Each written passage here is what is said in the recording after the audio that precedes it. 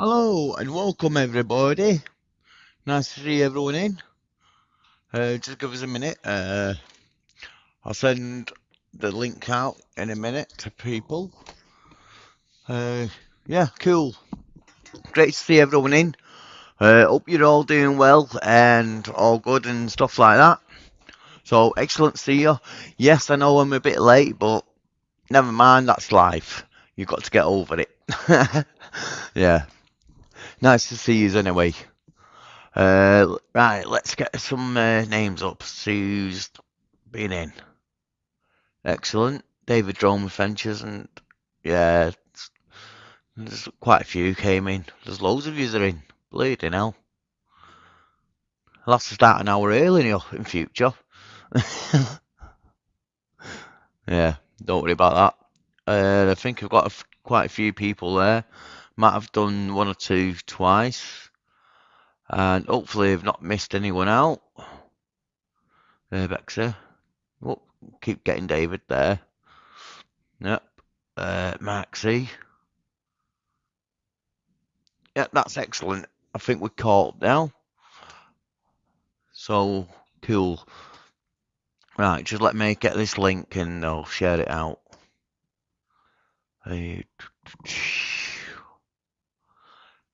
I take it the sound's alright and everything, so that's good.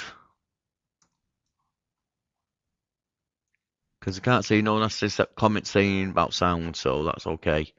Right, give me 2 seconds. Flick over to this one. Like I say, I am running a bit late, so yep.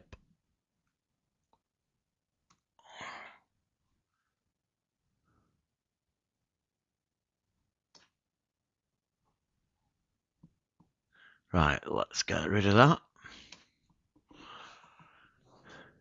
Right, who else have we got in? Yep, I think we've got a few new people in as well, so excellent. Nice to see everyone. And yeah, what have I been doing this week? Well, like you say, I've been releasing videos. I didn't do a live stream last week. My internet was absolutely beep. Bleep that one out. So yeah, excellent. Good night, Exploration. Cool to see you. I need to contact you soon anyway. Give you a quick bell. And we've got our first guest in. But he's not in screen at the moment. He's out of shot. And that's it. Ladies and gentlemen, Spurgs and Pervs, it's the Urban Legend UK. You alright? How's it going, Matt? Not too bad. I meant to say ladies in Germany, Spurgs and Pervs, but I just cocked it up. You said it in the end anyway, so. Yeah. How are you doing anyway? You okay? Oh, not too bad, thanks. Yeah, not too bad. Good. 60k, yeah. What, have you at 60k now, yeah? 60k today, yeah. Congratulations. Yeah. Excellent. That's my length, that is, yeah. Oh, I thought you were talking about your bank balance. Yeah. That's 60,000 in on credit cards. Yeah, in credit, yeah. Yeah. On credit, yeah. Yeah. Aye. How you been keeping, man? Not too bad. You sent us a film last night, and yeah, I was watching Brady's live stream, but I watched that as well, if you know what I mean. It's quite an interesting video, so yeah, I know a lot of viewers in the live stream will be tuning in to see that one when you release it. Oh, that one. I thought you meant that one, yeah. Grave Encounters, yeah. No, not that one, the other one. Yeah.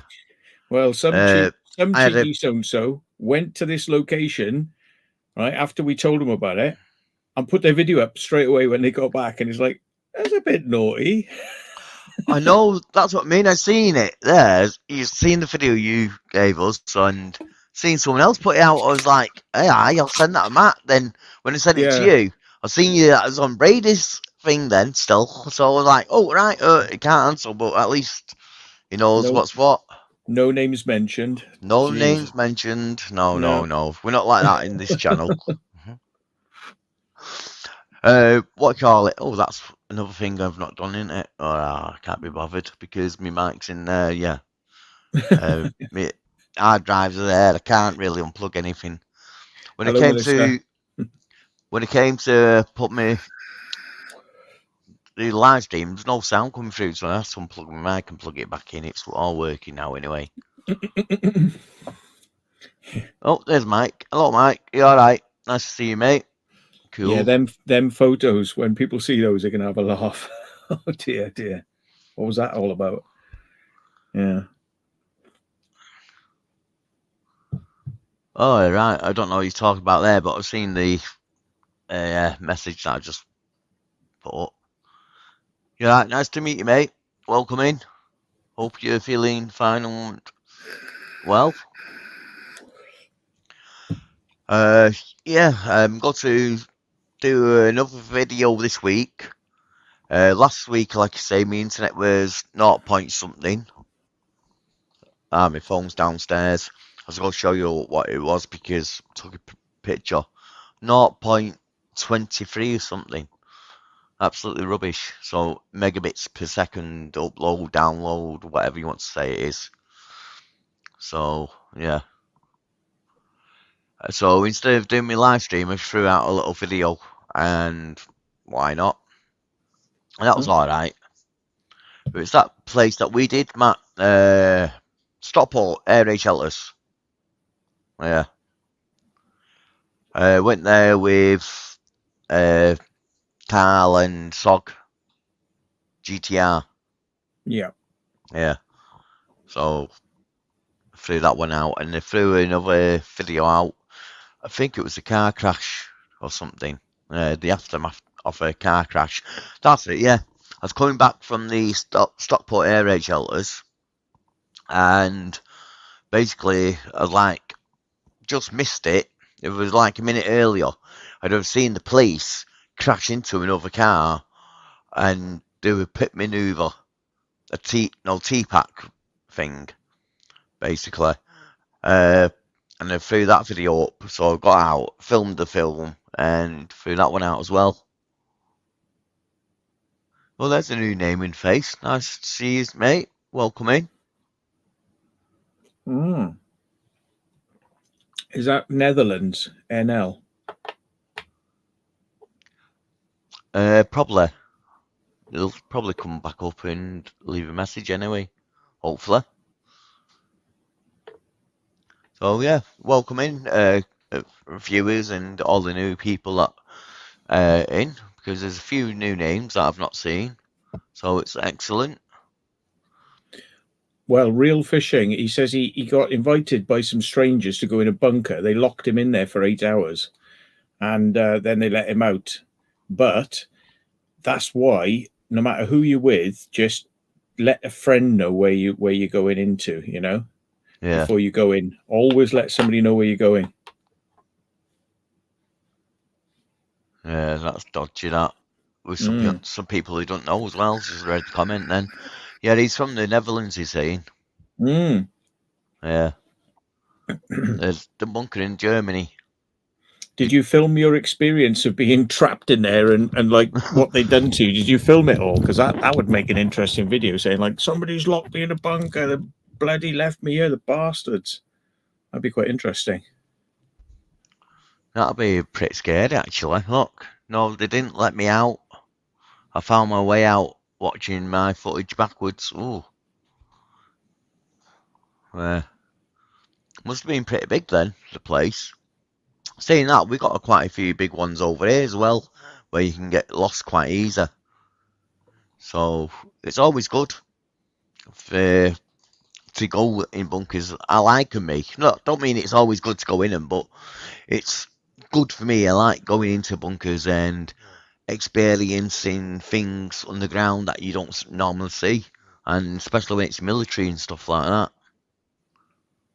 So excellent. Never trust the Germans, yeah. We never forget the war. Oh, I was playing golf the other day with one. Wouldn't come out of the bunker. Yeah. And that's only a joke. Not, not I mean, nothing nasty or nothing. It's just for comical purposes. So yeah. Yeah. I know some really, really nice German people, and I know some really wacky German people as well, with absolutely zero sense of humor. And they take everything deadly seriously. Oh, oh, oh, I'm offended. I'm offended. And it's like, oh my God. Oh, we've got the special people in. Welcome in. Oh my God. Nice to see you all coming in and enjoying my channel. So Mm. excellent. Yeah. Like you're saying about German people or something. There's a channel on YouTube, not mentioning names, like you say, and he does a lot of World War II stuff. You know what I'm talking about. And basically, he got friends with someone in Germany because of all the subjects he's doing and war-related stuff. And they invited him over to Germany to explore a few places and all that. And it went well and stuff like that. And for some reason, the German guy started being funny afterwards, after the trip ended. So the guy that we all know, not mentioning names, is not talking to him now. Mm. But yeah, but saying that just because he's German don't mean he's fell out because he's German. It could be through anything. You know what I mean? And I'm not saying. Oh, here's what he's saying now. They covered the way we got in so you could not see the light from the entrance. Oh my God. Yeah. Mm. Oh, Adrian's in. Yeah, Adrian. Yeah, so it could have been about anything what they fell out with. You know what I mean? So I'm not staying on nothing, but yeah. It's just that you mentioned good German people, and some bad people well, German people that have got a different type of atmosphere or thing around them. Yeah. Yeah. So, but like anything, anyone, any country, everyone's different. Everyone's got their own opinion and can all fall out through anyone or anything.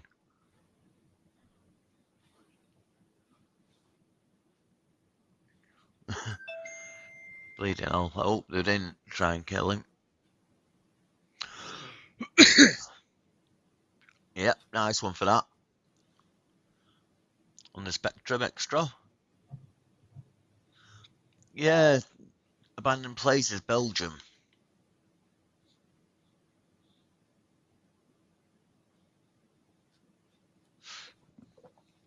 Are you getting the messages as well? Mm. Yeah. Hey, I can't believe it. I got them before you. I must be getting more popular than you. Sent me in first, know what I mean? I'm Yeah. privileged with that one. Well done, mate. Cheers. Yeah, I've been playing about with my car before. Ah, flat battery. Doing me head in. It's because I fitted something in that needs sorting out. Yeah. I just been editing today, and I wanted to try and get a David Attenborough voice to sort of do the voiceover at the beginning of my video. And all these services are going, yeah, sign up for us. We got David Attenborough. And it's like, you sign up, give him your credit card details for a free trial, and you get in there. It's like, no, you don't have it. It's like, great, wonderful. That's what I signed up for, and you don't have it. Great. And this has happened a couple of times, so I don't know what they're playing at, but Yeah. anyway, I got bored, did the voiceover myself in the end, as I normally do. Probably the best way that way. Because remember a couple of weeks ago, I sent you a link to a video to watch. I know talking about AI and how YouTube was going to interact with people using it. Yeah. Yeah. And they said something about voiceovers. They didn't like that, didn't they, or something? So if people are using voiceovers, it's going to affect your channel and not promote it as much, I believe. Yeah. That's what I believe from that video. Thing is, I know channels where they speak Spanish and then they translate it afterwards. Like one guy who's in the videos can speak English, so he speaks English, but when his brother comes on and is filming, he dubs him with an AI voice. Now, it's going to affect people like that as well if they start messing about, because that's a legitimate use to kind of, you know, put a voice on top, you know, for sort of translation purposes. But I'm just trying to get all the comments up.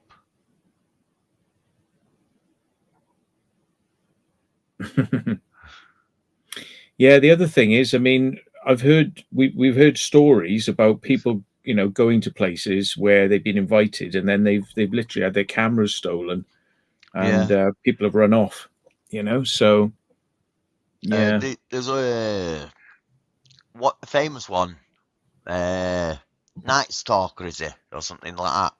Went to the catacombs, and he went there to meet someone, like you say, and they took him down the catacombs. Took him for ages. You've been there yourself, haven't you? They're going for miles, don't they? Yeah. So they took him miles away, and then they just turned around, nicked his camera, and was it his light as well? Did they nick? Don't know. I think it was a camera and light built into one. Yeah. He just put it down for 1 minute. The guy picked it up and gave it legs and just left him in the darkness. Yeah. And you might want to pull your mic up a little bit. You've gone a teeny bit quiet. Lucky enough, someone came across him because it's quite popular, the catacombs in France, and rescued him.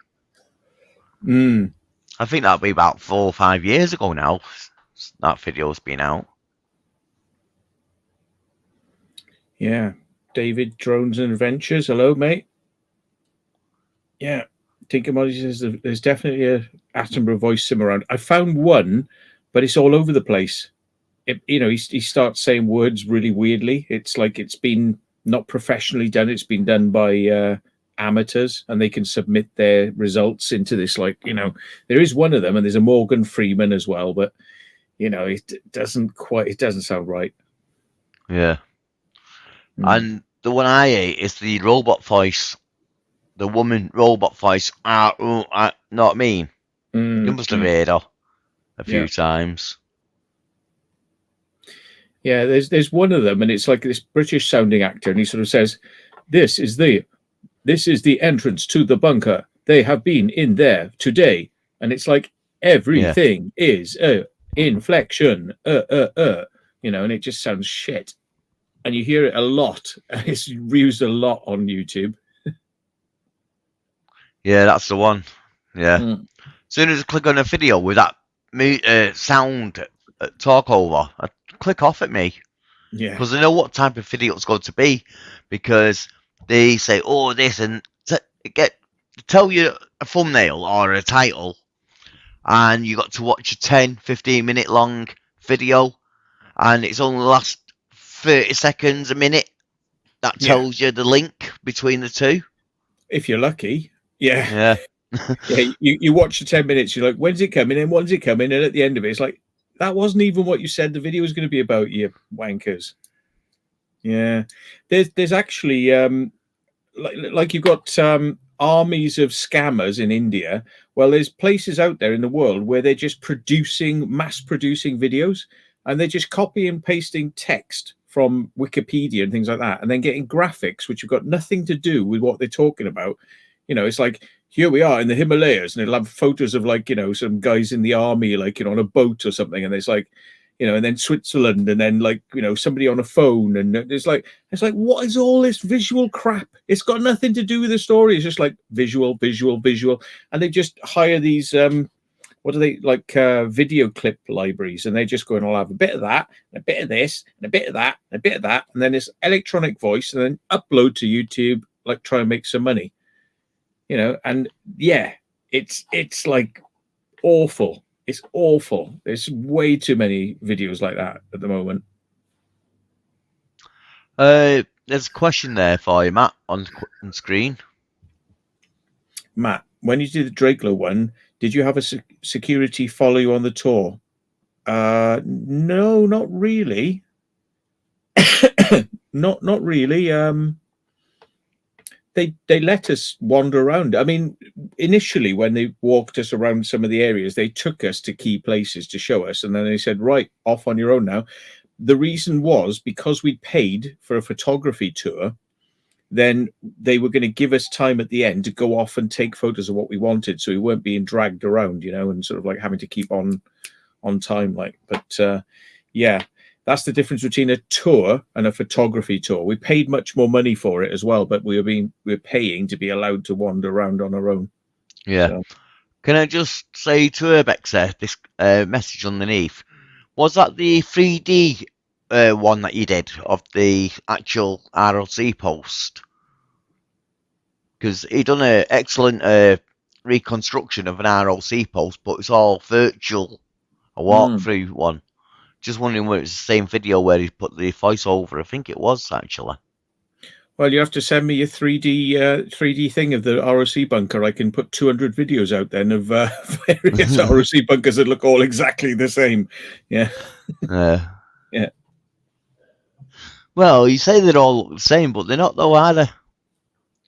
Right, Swift, long time no see. Not seen you for a while. Yeah. Yeah, it was the 3D one you're saying. Yeah, but when you go... Oh, sorry. Yeah, go on, Mike. I was going to say, some have got the bed, some have got the telephone, some have got the, the batteries, some have got, and it's just like, what you want to do is you can produce a program that randomizes what's there and not there and produce 200 videos, like, sort of like different. Suppose if you went to every single one and took each item that you need, you could build one complete RLC post. Yeah.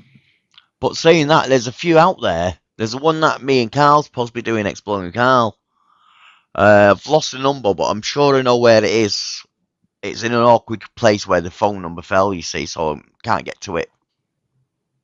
So we need to contact the guy, and basically it's an RLC post that has been redone to standard, and it's a museum, but you got to book like a tour or get a few people to go down because it's like a private thing. Yeah, it's great. Not seen it like inside, been on the outside, and it's one of my earliest videos I've done of the RLC post, and you can see how clean it is on the outside, so you can imagine how clean it is on the inside. And when we walked up to it, and it had brand new locks on, so you know it's being kept or looked after. There's one up on a hill where some crop circles have appeared, and I've never been to it, but there's one in Avebury, which is usually open. Yeah, there's a few around the area, but I kind of got to the point where it feels like you've seen one, you've seen them all, unless you see a wicked example of one, and then they're quite grimy and they all look the same. So, yeah. Basically, they're all like you say, they're all the same because it's Ministry of Defence have designed a design, and it was easy to just stick to that design no matter where it was. But saying that, they did make one or two different ones as well. To be honest, I don't know how the people in there would survive the pressure waves, because apparently the pressure wave from a nuclear explosion, if you're fairly close to it, it's like that'll kill you. Yeah. Just a pressure wave, and that'll get into an ROC bunker. I don't know. Nobody's ever explained that to me, because it's like, oh yeah, we're just going to sit here and just monitor where things are happening. And it's like, yeah, if it's near you, you're gone, Well, that's the whole idea, isn't it? Who reports back and can state how bad the conditions are where they are. And every RLC post was it 9 miles, so many miles between each one. So, and they were on the highest point as they could possibly be, basically. And if one didn't report back, obviously, like you say, shockwaves got to them, and instead of reading and report going out the top hatch, getting the paper coil going round and then coming back down, contaminated and reading the actual thing, and then send it off to the headquarters down your radio. You know what I mean? If they don't get the signal down the radio, they know that RLC post is, brown bread. So if assume it's be something like that, really. Mick says they were 15 miles apart. 15 miles apart. Yeah, every 15 miles is,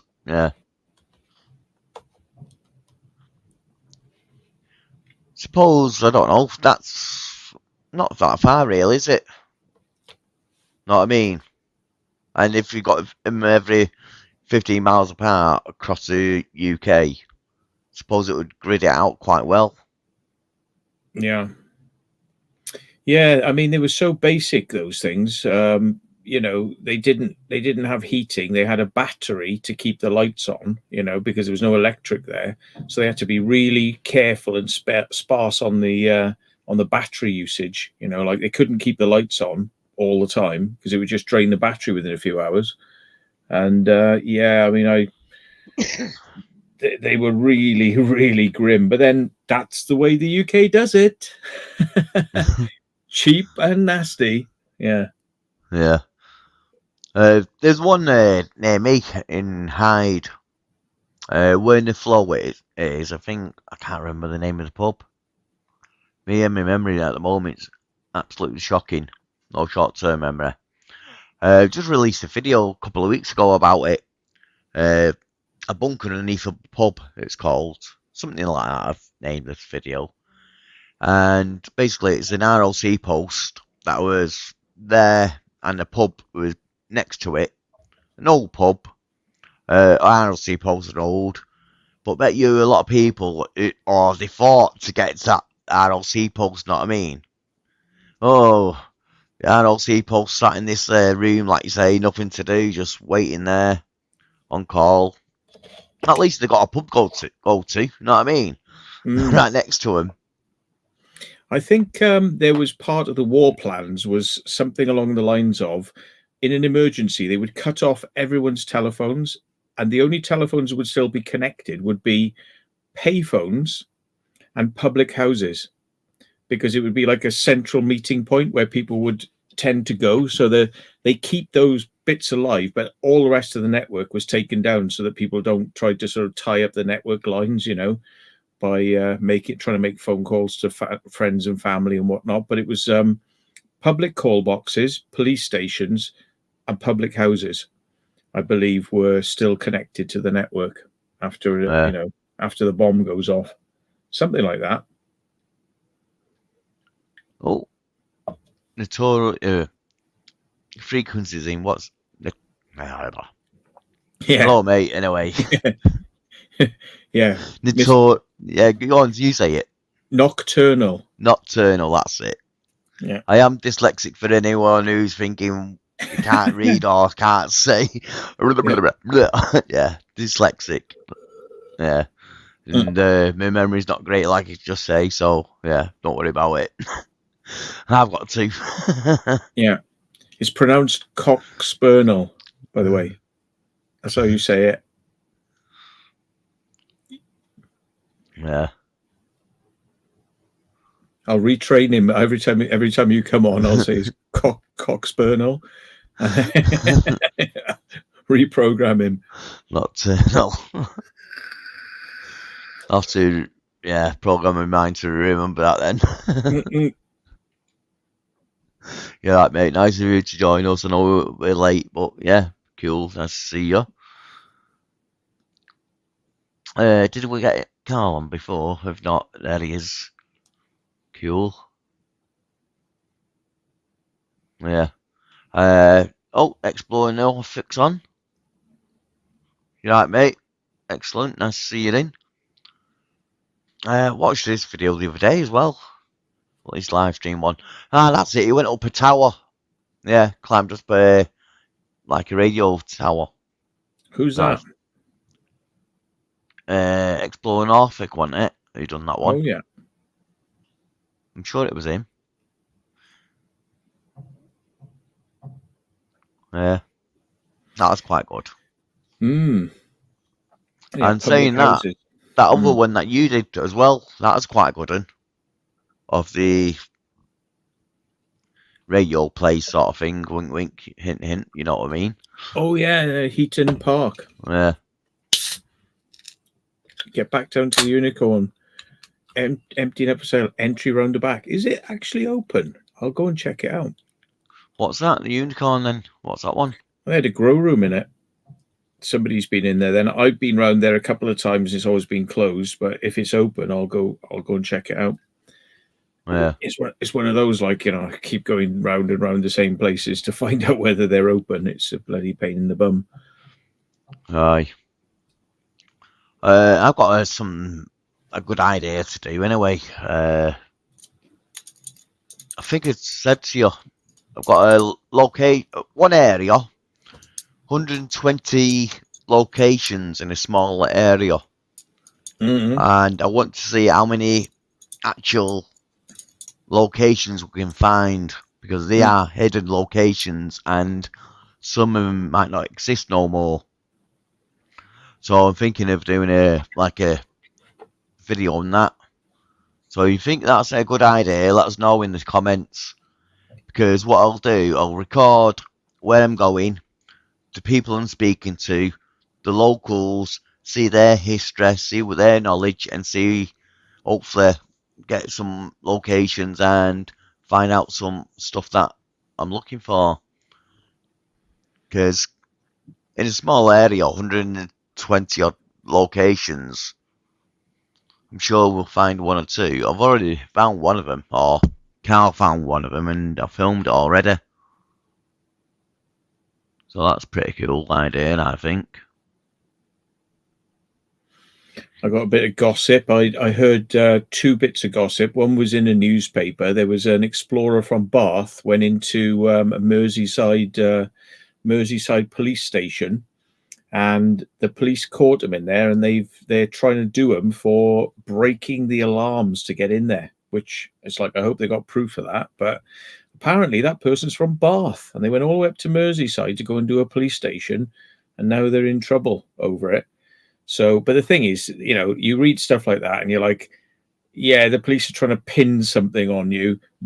Was that already like that? And somebody already been in there and broken the alarms, or was it that person? That's what I can't take it too seriously, because I know what the police are like.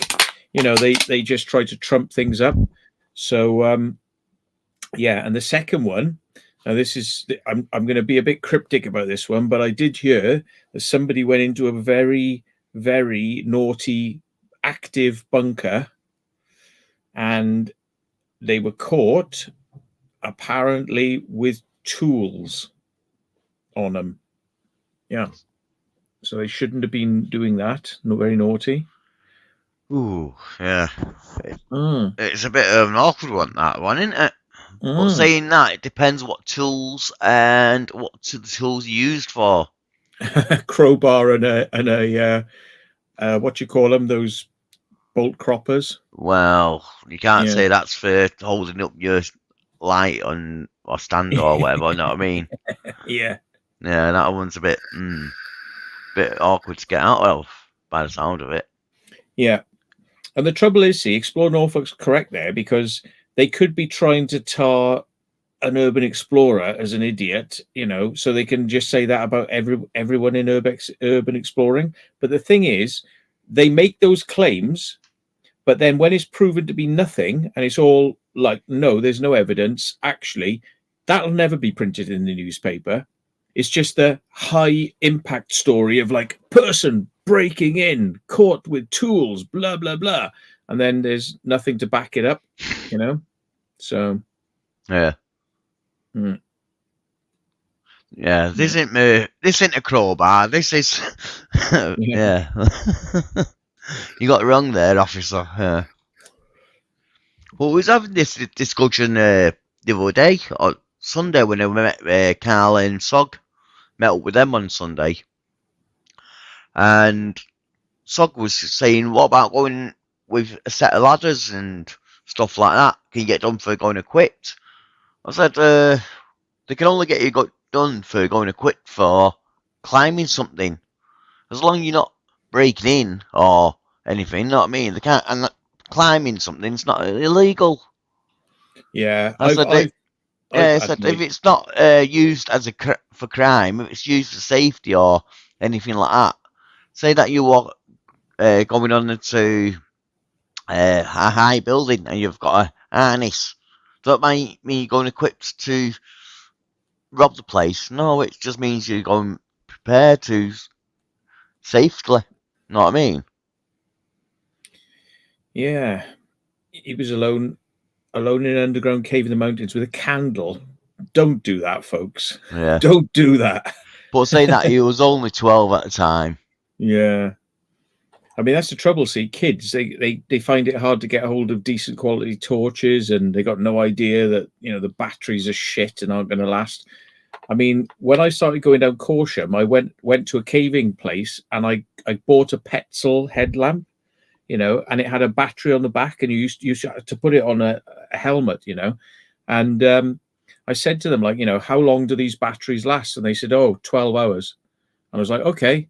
So I was like, well, I'll buy two then, you know, I'll have a spare. And I had spare bulbs because it was bulbs those back in those days. So I had a few spare bulbs. And, you know, because you just don't know, do you? You know, you could tap your head and the bulb will go and that's it. You're going to need to sort of like replace the bulb. But you people, you really need to be serious about testing out your lights and knowing what they can do and how long they're going to last. I mean, Liam, the other night, he had a torch. He was filming with it. 20 minutes into the Explorer, it was gone off, you know, and he was pressing it and he was getting a second. He was getting a second at a time to turn it back on. You know, you really do have to test your kit like a know your kit and have a number. If you don't know, have 5 or 6 spare torches in your bag. You know what I mean? Yeah, that's why I invest in the lights I've got, know what I mean? I know they're good quality and last for a while. You don't get the flicker on the screen or anything like that. Back to this comment down here. 12-year-old with a candle or whatever, yeah? Don't get me wrong. A kid wouldn't know any difference because when you're watching the Goonies, they're walking around with fire. You know what I mean? And things like that. So when you're watching stuff like that and your kids and see this and you're in a dark place, of course you need light and you don't think about the gases that are down there. And as soon as there's a light and you walk, well, you say that you've got a candle walking round, you might be fine until you're at a certain area that's filled with gas that you can't see or smell. Next thing, boom, gone. But they don't show you that in the movies. No, they show you the pirate ship and everything else and sliding down the water slides. They don't really show the actual dangers. Yeah. So that's why I kept that one up. In the movies, folks, as well, when people get shot, they get up and then 5 minutes later they're perfectly fine and they're running around, yeah. And and also people put silencers on guns, yeah, and then they just go and they make like a little whisper sound, yeah. Silencers in real life on a gun are still absolutely deafeningly loud, yeah. Yeah, they're totally illegal in this country as well, the silencers. I know by I got done for an air rifle, basically.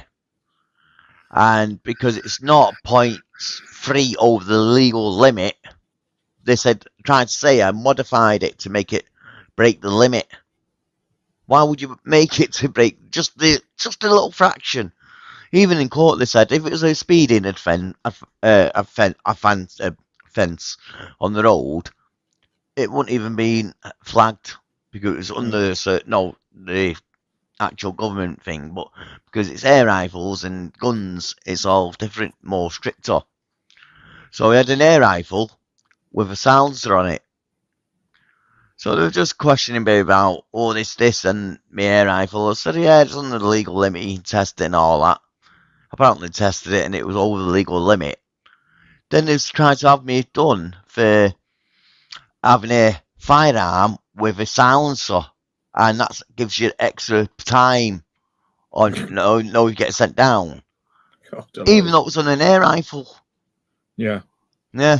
It's you're allowed them on air rifles, but because it's over a certain power, it's counted in as a firearm, and you're not allowed a firearm with a silencer on in the UK. Well, a silencer reduces the power. So that the thing is, did they test that gun with the silencer taken off, which might have been over the limit, but with the silencer on, it probably would have been under the limit. So therefore, it's only the power of the projectile coming out that they can test. So they test it by time. And if with the silencer on it was lower than, then you should have been fine. So they probably unscrewing the silencer, and saying, because I mean, it's like with radio ham, I could transmit 100 watts. I've only got a license for 50 watts. So you'd think, well, I've only got a license for 50 watts. So if I transmit 100 watts, I'm breaking the law. No, because by the time the signal gets out to your antenna and the loss of the antenna, it's back to 50 watts. It's only that what comes out of the antenna matters. It's not necessarily, what you put in is what you get out. So, yeah. Put WD down, gets more velocity. No, it wasn't a spring powered one. It's actually a CO2 rifle that I basically had, and they put a big tank on it because it had a big tank. They thought I've modified it to get more power, but it's actually a valve inside the gun itself that you can't adjust. Well, you can buy different ones and adjust them, but I didn't do that. So when they looked, it was all standard.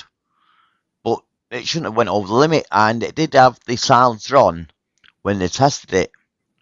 But they didn't say what the room temperature was, where they stored it, whether it was stored next to a radiator. So even if it had gas in the valve, if it's in the valve and it gets heated up near the radiator, they could always make it over that limit by falsifying where they stored it, because they didn't actually tell me where they stored it and stuff like that. Know what I mean? So I could have really thought of this. But I just pleaded guilty, couldn't be asked. Said if you plead guilty, there's less chance of you getting sent down. And 5 years for an air rifle. What a load of rubbish. Well, the thing is with things like air rifles is, people set them to just below the limit. And then, as you say, factors like the temperature and things are going to affect it. But I know what somebody was just saying then about WD-40. Have you ever heard of dieseling? Dieseling, yeah. Yeah, you put oil on the pellets, and when they fire, they ignite, so it gives them an extra burst. And they do actually sound like a little gun going off, instead of being an air rifle just going dunk, it's like a bump. It's like a little pop, I've always had guns, air rifle guns, when I was, I say about 13. I had a little pistol called the gat gun. You had to push it in and then put a cork on it and shoot the cork. Or you could push it in, unscrew the little screw at the back, push your dart in, screw the screw in, then press it and it pops out like a potato gun. Yeah. Or you can push it in and unscrew the back and put a lead pellet in and screw it back up. And ever since being a little kid, I've had my air rifles and air pellets and air guns and stuff like that. I'm mad. Yeah, Dinkamozzi says he had a silencer for his 2.2, but he had to hand it in when they became illegal. The thing is, why are they worried? Because a silencer actually reduces the power of the gun. It doesn't make it silent. It just dumbs it down. It dulls it. The way to make a gun silent with a silencer is to use subsonic bullets, because then it's actually quite quiet. But if you're just using standard bullets that are like faster than the speed of sound, they can produce a hell of a crack even with a silencer on. So if you're using subsonic bullets, they've hardly got any impact punch anyway. So it's like, what are you going for? Quiet, but the bullet's going to dip more because it's not going fast and it's not going to have an impact. It's not going to have a punch. If you're going for that, well, you're going for that's a niche thing, isn't it? Like to make I want it silent. If you want it really silent, you get an actual firearms grade air rifle, because you can't get them, you know, that literally are at the same power of a gun, but it doesn't have an explosion. It's an air rifle, and those things are very silent. Yeah. You know? Real Slim Shady said £12. That's for the air rifles, and it's half that if it's a pistol. So it's £6 if it's a pistol. And I was a member of a club, and I was insured and everything, and went to a club every week. No shooting my gun. And when I first went there, I was having funny looks. People looking at me thinking, why has he brought this gun that's only, I think it was 160 quid at the time? A CO2, it's called a rat catcher, a king rat catcher. The rat catcher, the first one, is the pistol that goes in the front of it, the cylinder, the gas little cartridge. But the king rat catcher had a bigger bottle, 88 gram instead of 12 gram, that screwed into the back of it. So I thought it's cheaper to get the 88 grams than the little 50 grams or whatever it is, 12 gram ones. I thought, right, instead of doing that, I've got a paintball gun there. That's got one CO2. That's got a 12-ounce bottle. So imagine how long that's going to last. So I got a lead made up from the gun to the bottle, flexi holes, so could use that so it won't run out of gas. Like I say, it's all controlled in the valve. It won't go over the legal limit. And when I took it to the gun range for the first time, people were like looking at me thinking, yeah, what's he doing there? It's only one of them cheap guns. Then they put this big tank on, and they must have understood what it's just for more air. And I just set it up, got my cross right, and they were shooting targets. And I was shooting mine. I was like going through the same targets as them, and there's a little bell on the other side. Basically, it's just big enough for a pellet to go through. And it was ringing the bells on the other side, and they were like impressed with this gun, what I've got, because it was on a tripod. I had a big scope on it, and in the scope you could flick it on the red cross, or you flick it again, you had a green cross going across it. It had a spot lamp on it, so when you're holding it like this, you press a button here, your lamp comes on. On your trigger, you've got like another one where you press it, and you got your laser coming down. So it was all kitted out. That had a silencer on it as well.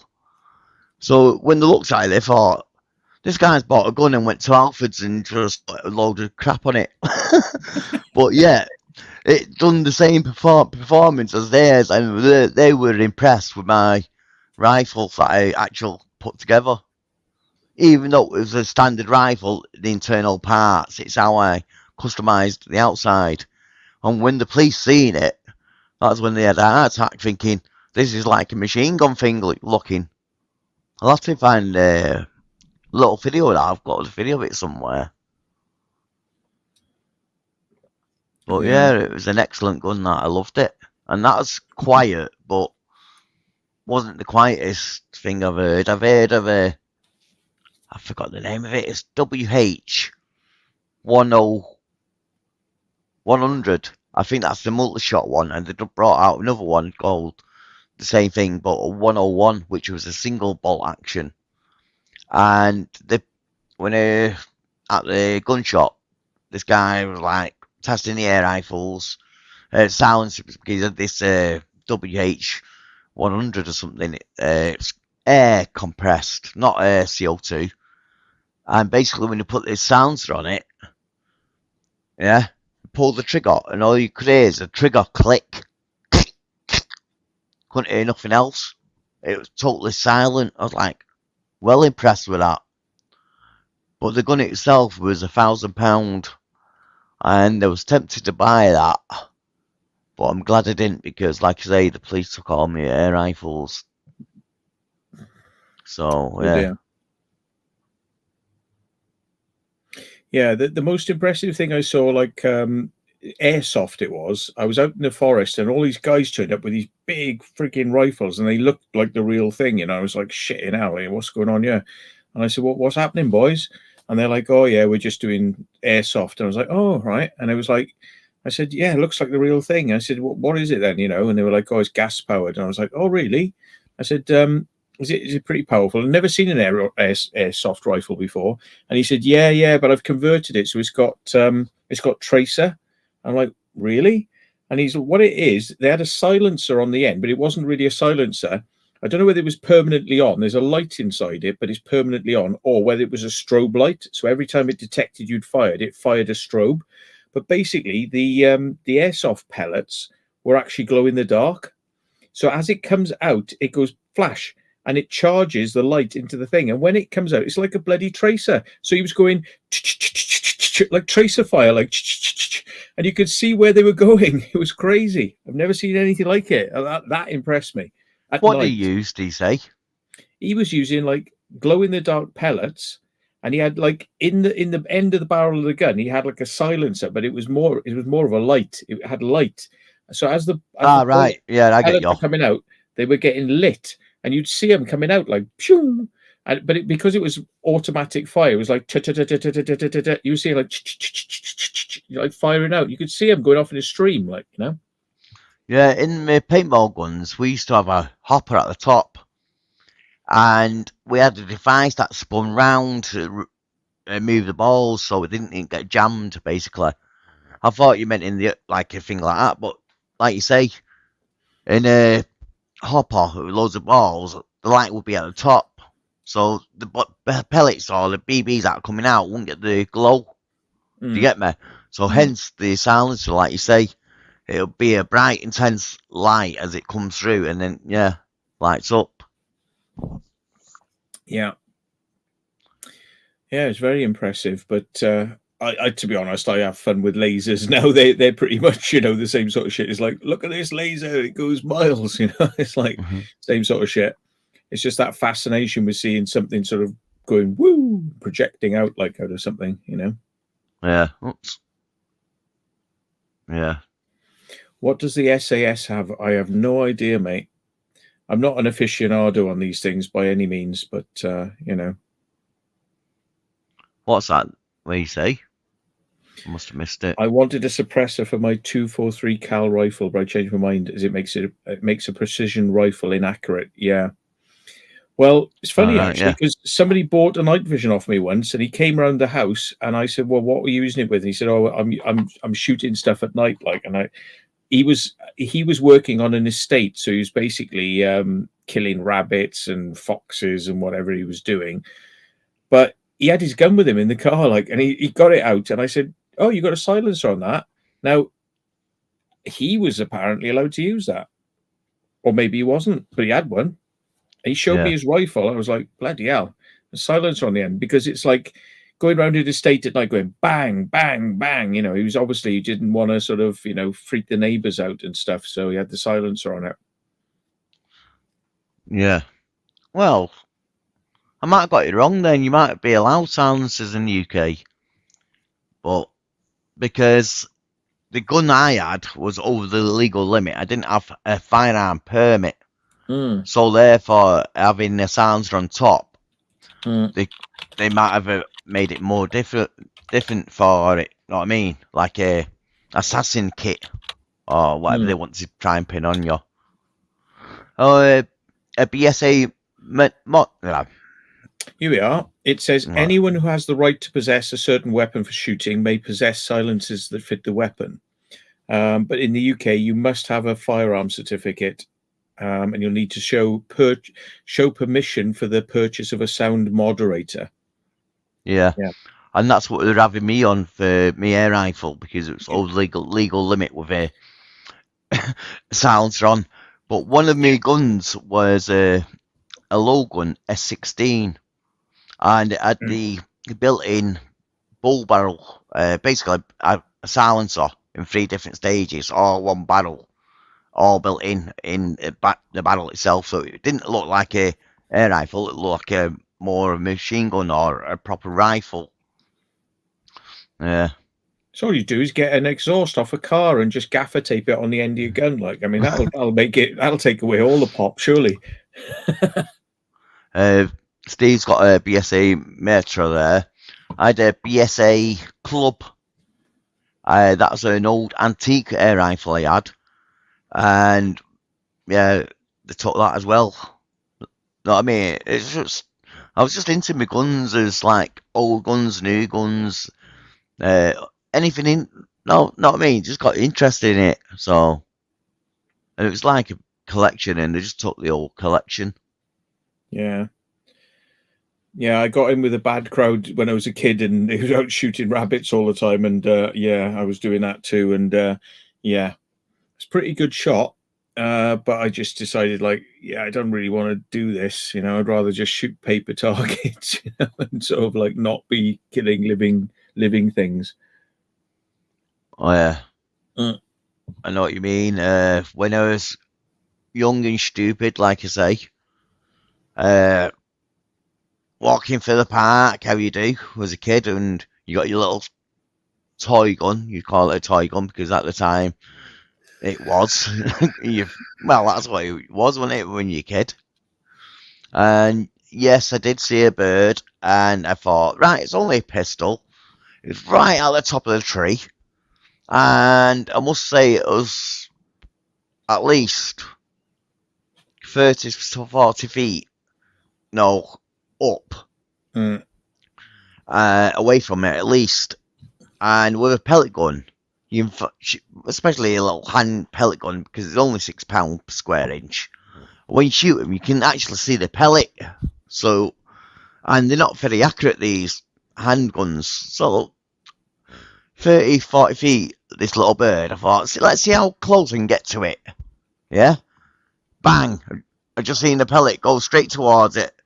And like that already before it actually got to it, and it went down. And they're like, oh, no, like, ah.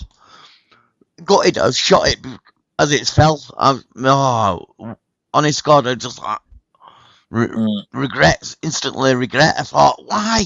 Why did it have to hit it? I didn't want it to hit it. Because if I was aiming for it, I wouldn't have got it, guaranteed. They're just seeing how close we get to it, but because the pellets aren't 100% accurate, yeah, the little birdie croaked it, I'm afraid. But I was stupid young at the time, and I learnt since. I could never get used to the sights, you know, like a little sight. I had a little scope on mine because, to be honest, the sights, I mean, you're never sure where, you're never really lining it up perfectly on the end sights, you know, otherwise it's bloody rubbish. But yeah. But yeah, I had a little Y-rack pistol as well, like, you know, and I had sights on that, but that was quite good. That was quite powerful. I used to shoot books to see how far it would go through the book, and it would go about halfway through a book. So it was like pretty powerful. Yeah. Was the rat catcher having a silencer? Yes, it did have a silencer on that as well. A silencer on that. A silencer on me S16. What else did I take? I used to keep that Y-rack pistol in my car, and some scronat who knew that I used to keep it in the car smashed my window, nicked it, and then nicked my bag of audio tapes and like walked down the street throwing the audio tapes down the street as he was going, like, you know. So I went out, it was like smash window, air pistol's gone, and I walked down the street picking up my cassettes, like, you know, just total and utter. Yeah, that's why I moved from Wales, folks. It's just like fucking Chav Central. Yeah. Well, bleeding hell, look, Dave's got blown off his feet with the wind up Scotland. Yeah, I can't remember all the guns I had now. I had a Sheridan 20, not a 22, a 20. It was between a 177 and a 22. A Sheridan, that's a CO2. I had the BSA Club. I had the S16. I can't remember them all now. It was over 10 years ago. I used to use Prometheus pellets because they were very accurate. And like the trouble with lead pellets is they're not, they're straight, they're flexible. When you push them in, they change shape, and I can't imagine that something that changes shape is going to go down the barrel correct and fly out the end correct. So I never used to rate them, but I used to rate these Prometheus. They were, a little bit more money, but it was like plastic shroud with a stainless steel tip, but they were very accurate. You could get those on target all the time. Yeah, I've got mine downstairs, the ones I used to use. Yeah. Was it the Real Slim Shady says it's illegal to carry an air gun in the car unless you're going to a range. I didn't know that. This was years ago. We're talking like 30 plus years ago. Yeah, it's just driving around with it, but if it's in a case and all that, and you're a member of a club like I was, and you got pulled, you know what I mean, on a certain day, going to the place they couldn't say out, or if you go into someone's house and you're transporting it, as long as you couldn't grab it, or if it's covered up and in a proper bag or a gun box or whatever, they won't complain too much, as long as you've arranged it with your mate and you can phone your mate and they can confirm it. Yeah, we used to drive around with air rifles in the car with lamps and shit like that. So it's not very good. Was it the the rat catcher was illegal, they said, and also the S16, the Logan S16 was illegal. They said that was over the legal limit, but I can't see that being over the legal limit because it had a little problem actually. The actual barrel, when you shot the pellet out the end, the pellet was clipping the actual silencer part on the way out. So therefore, if it's touching something on the way out, it's got to slow it down. So I don't know how the hell they've got that over the legal limit when I couldn't even get the pellet to come out of the barrel straight. That's a problem I had with that. I was thinking of changing the barrel and all that because it's quite a new gun at the time when I bought it. It was a second-hand gun, but new to me. So I knew it had a fault, and I took it to the gun range. Worked out there's a fault with it. Stripped it down, like I say. There's like 3 or 4 different stages to the barrel, and if you took certain stages off, you could shorten the barrel. And when you shortened it, the pellet made it through. So it's like tried to work out how to get it straight again, what I needed, but got confiscated. They've also took me crossbow off me and stuff like that. They said, "Oh, you can have the crossbow back. That's legal." I went, "I don't want that back. It's bleeding dangerous. That's worse than my pellet guns." I said, "Well, what do you mean by that?" I said, "Well, when I first shot it went into something that my pellet gun won't do. You know what I mean? And that's more dangerous and yeah. And you don't need a license for them. It's crazy." And they put me on bail then.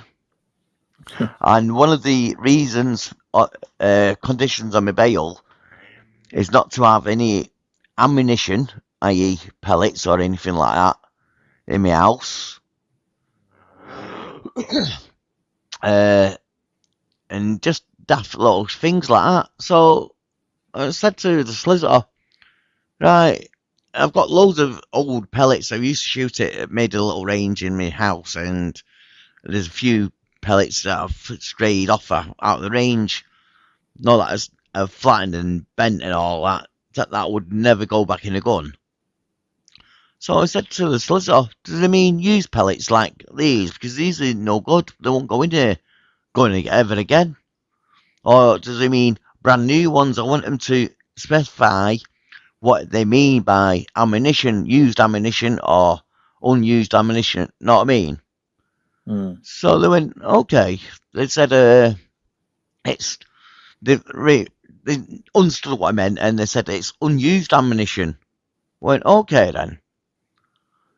But by that time, I noticed the police have left a tin of pellets in my house. They took everything else apart from one tin. Yeah? So when I got back from solicitors after the court after hearing my bails getting confirmed what's what, I got this tin and actually moved out of my house. Yeah, got rid of it. A week later, the door comes through. Oh, what are you looking for? Firearms. Okay, search the house. Found nothing. I think they were looking for the pellets that they left. Yeah. Yeah, crafty fuckers, isn't they? Yeah. Basically, they had nothing on me. I got accused of something, being a racist, yeah? I got accused of being a racist. And the police come round, of it, let them in my house. They seen the air rifles, and they went on one from there then, thinking, oh, that's not an air rifle, it's a firearm, and just a load of bullshit. They come in for one thing, they get you for another, yeah. And that's because my kids were getting bullied by another couple of kids outside. So I went to one parent's, said, oh, your kids are picking on my kids. Can you sort them out? Yeah, no worries. Went to the next person. Oh, can you speak to your kid? No, you're racist. Whoa, what? Oh, no, you're racist. You're a racist picking on my kid. Whoa, what are you going on about? No, I can't be racist. No. My son stood next to me, said nothing racist words. And the next day, the police come, knock on the door, said I called them a N-word. Whoa, I can't do that. My son's got an half brother that is mixed race, know what I mean? So I wouldn't ever use that word in front of my son. For one, know what I mean? So I was like, no. But by that time, they were in my house, seeing the air rifles, and I had me for them. Yeah. Bastards. Yeah. All because of a bleeding idiot accusing me of something that I've not done or been. Baffles being damaged when you use high velocity ammunition, right? Yeah. Hollow points, that's the ones I was using. HW hollow points or something. I was using all the time. Always kept with the same pellets because you got used to them and how they tracked down the gun. If you set your gun up and then change a different brand or different type of pellet, you'll see them going different ways or maybe going left slightly, all in the same area left. So you've got to adjust your scope and stuff like that. But it's weird. Once you're into your air guns, you pick up all these little things that you need to do or stick with to get the right consistency with your shooting. Because when they had me in the police station asking me questions, they said to me, "Oh, what's the thing? What's the major thing if you shoots someone with an air rifle? What's the worst thing you could do?" Well, we all know an air rifle, if you hit him in the wrong place, like the temple, could kill someone. So me being 10 years younger than I am now, said, oh, you could kill him. But what I should have said is miss. What? Miss someone when you're shooting them? Yeah, because a stray pellet or any ammunition you're aiming at and it doesn't hit your target, you can't see where it's going to hit, and that's really dangerous. If you're aiming at a target and you hit your target, that's it. Know what I mean? So what I should have said is, if you're aiming at if you shoot someone, what's the worst could happen is miss. And obviously they'll say, what do you mean miss? That means you don't hit them. Exactly, because you're not aiming for what you're aiming. You're saying a person. I'm a shooter. I'm just aiming at a target, not a person. You're saying a person as a target. All I'm saying it's a target. You can name whatever the target is. As I'm a shooter, I'm aiming at a target, not the object. I'm aiming at the target. What I'm in the scope. So yeah, it's just idiots when they want to be. You know what I mean? Like just trying to get you to incriminate yourself by saying, "Oh yeah, well I could hit some people." Oh yeah, he said he hits people. Yeah, Yeah, well, yeah, just a load of idiots, really. yeah. Somebody the other day I was speaking to surprised me. Kaylee Colston. She used to fire rifles, and she was very good. She was in a club, and she's very very accomplished at rifle stuff. Yeah, So I never would have thought, like, she would have been into, like, firing guns. no. But Yeah. what got me more into it is my back. I had a really bad back, free crush disc in the end. The doctor said, "Oh, no, no, no. It's just arthritis, arthritis, arthritis," they kept on saying. And it wasn't, because one day I was bent over and I couldn't even stand back up at all. I was in two and I couldn't move. I thought, right, if this is the end of it, if I can't walk about no more, I want to take up my air rifles, because Olympic sport, I can do Olympic shooting and stuff like that, take it up serious. And that's why I invested in what I invested. And yeah, that's why I got into it so much. Yeah, fair enough. Growing up with guns and stuff like that as a kid, yeah, it's just got a hobby. I couldn't really do what I used to do, motorbiking or anything, with my bad back. So we just went on to something else I could just sit there for hours and do and enjoy. But yeah, no, you're not allowed. Not allowed, no. I'm into I used to get, like, ricochets back and they'd hit you, So I was like, I'm going to wear eye protection, because it's like, the one thing I didn't want is to be blinded by a stupid bloody recoil pellet, like, and it happened a lot. It happened a lot more people than people think, like, firing at targets. It's like bang, something comes back, like, Yeah.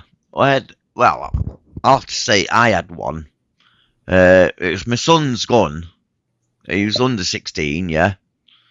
But he's allowed to use it because it's in possession of me. It's my gun, but it's use, basically. Yeah.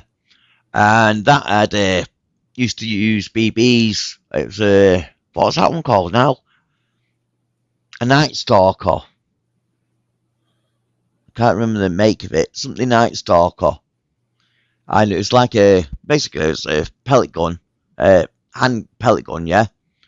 But converted where you can, well, a hand pellet gun where you can shoot loads of BBs, one after each other, semi-automatic handgun. But how they've made it, I nearly had the name of it then. The Stalker. Yeah, it was a Crossman again. Crossman Stalker. Night Stalker. Crossman Night Stalker. That was basically a pellet gun, handgun, semi-automatic, with an extended barrel and a few plastic bits. So it looked like a machine gun, looked like an M16. But bang, bang, bang, bang, semi-automatic. But because it's BBs, oh, that's dangerous. They used to bounce back all over the place, that thing. Yeah, you had to wear glasses with that one. The lead pellets, yeah, used to go bounce back, used to hit you a few times. You always wore your goggles. But them BBs used to bounce back like a bouncing ball. No, a bouncy ball. Mm-hmm. When you throw it against the wall, it used to come back really fast. But the lead pellets used to, like, melt, deflect and crumple before they actually come back. So they don't ricochet as hard, if you know what I mean. Yeah. Hello, welcome in, Gareth. Yeah. The lens is in. You alright, mate? Nice to see you. Yeah, that airsoft gun up there, I was thinking, like, oh, maybe I'll go and play airsoft and I can take my little, my automatic pistol is actually an automatic. And but it's only, like, airsoft. But yeah, I remember you showing that on your live stream, and I contacted you saying, "Don't do that. You're not allowed it because you're not allowed automatic handguns, but you are allowed, like you say, airsoft automatic guns." Yeah. I was mistaken, but after what I went through, as soon as you pull that out and go, boom, boom, boom, boom, I'm like, whoa, tried warning you, but you looked into it a bit more and found out the actual truth. At least you took my warning serious. Well, the thing is, I showed somebody on a live stream once. I said, I got this daft thing, like, it cost me £100. You're not supposed to get them delivered to your home address, but it came to my home address. You know what I mean? It's like, straight from China, straight to my home address. Like, it's like, just goes to show. But yeah, they're literally just showing people that, and it killed my live stream. It said no, and it deleted the live stream. Yeah. Which is amazing what's going on with YouTube, isn't it? Like the eye, this like eye watching what you're doing all the time. The big brother. The big brother. Yeah. It's like when you got your flashlight out. Yeah. No, not allowed. I got it out the other night. I said, right, you've wound me up now. So I got it out. I said, right, that's the end of your live stream now. I was like playing with it. Like, end of your live stream. But his live stream stayed on. See? Oh, it stayed on this time, yeah. Yeah, no, it's on somebody else's, but it's like, no, yeah, it's only but me, it stayed on though. Me. Yeah, only I get fucked over for it. Like, yeah. Played it, hell. Hello, Mr. John. You're not the only one that's late. I started my live stream at 10 o'clock. That's why we're going on until 12 o'clock tonight. I'm on a YouTube watch list. Yeah. So that's why I've gone on a bit longer than 11 o'clock, because it started an hour late. Yeah, he's going to go on till 1 o'clock now. No excuses. No, your can't do that. Can't call you. Your mum can't call you now, so you can be up all night now. Well, I've got WhatsApp on my phone here, on my laptop, and she can phone me through that. Yeah. Oh, right, I got 5. I got 5 on it. Yeah. If you know what I mean. Yeah. You should know what I'm talking about. Yeah. Yeah. I'm going to go and get a couple of cans. I'll be back now. Oh, Mitch is in as well. You all right, Mitch? Nice to see you.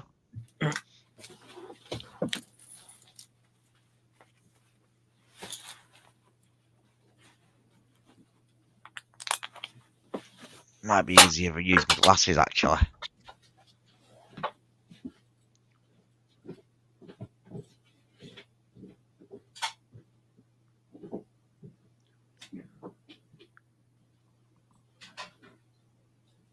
Yeah, I'll do that.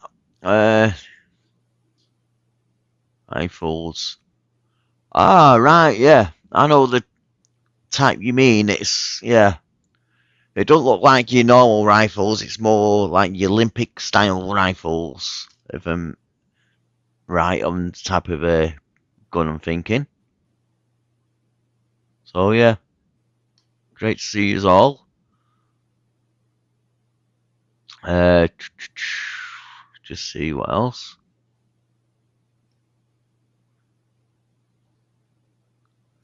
Very compact. Great rifle for bunnies. Bunny bashing with your rifle. Yeah. Yeah, after shooting that bird though, yeah, didn't shoot nothing else living me. No chance. Had a model, you could say. Yeah,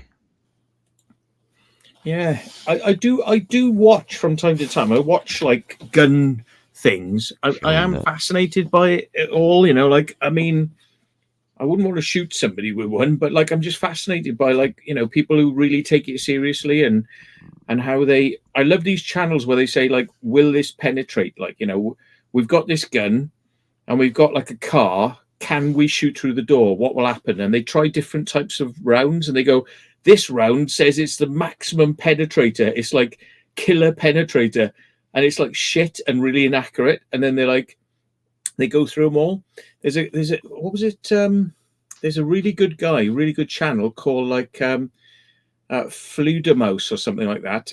Et Fludemos, and he's got a bat symbol, and he does all these like ballistic testing stuff. I find it fascinating. I can watch stuff like that for hours. Like, oh, what's this going to do? And what was that guy? The guy who always used to say safety is our number one priority. Do you remember him? What's that? Sorry. Yeah, there was a guy on YouTube, and I don't know, he's like Russian hacker or something he called himself. Oh yeah, the Russian thing, yeah. The Russian hacker, and he would do all these like ballistic tests and things, and they get a head made out of ballistic jelly, and they try to see what it would do, and they get like melons and things like that, and it's like, yeah, I find it fascinating, but yeah, don't know why. 60s, he can't have any if he's not a member of a club. Wonder where he is then, what country that is. So far he's in. FPS Russia, that's right. FPS Russia. That's the one. FPS Russia, is it? Yeah. That was his name. Yeah, he's good. I think he stopped doing it now. The police raided him a couple of times because he was joking, saying like, I've got this and I've got that. And they took him seriously, so they raided his house. And the thing is, he puts on a Russian accent. He's like, "Hello, folks. I am from Russia. We're going to use a tank and grenades today." And it was all properly organized, but like the police were taking it seriously. Like, this fucking guy's a psycho. Like, and it's like, look at all these weapons he's got. And he's like, well, they didn't realize behind the scenes he actually had not seen that one. Specialists he was working with, and it was all done above board, like, And he didn't even have a Russian accent. He's American. He just put it on for show, like, Yeah, it was him. Yeah, that's the one I watched a few times. They just closed his channel down in the end, didn't they? I think so. Yeah, which is really sad because it's very popular. It's really popular.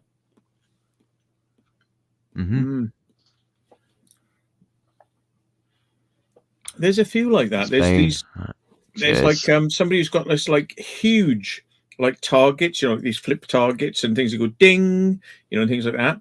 And they get all these, they bring all these weapons in, and it's like, right, we've got a weapon. I've never tried this before. Like, see how good I can do it. It's like ching ching ching ching ching ching ching ching ching ching ching ching.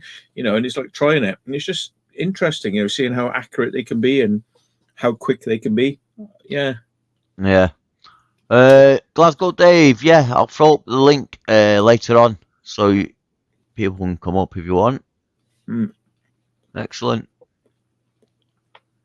Kentucky Ballistics, yeah, on YouTube. There's loads of them, but I believe if you're one of them type of channels, they don't really make money. Not in the UK.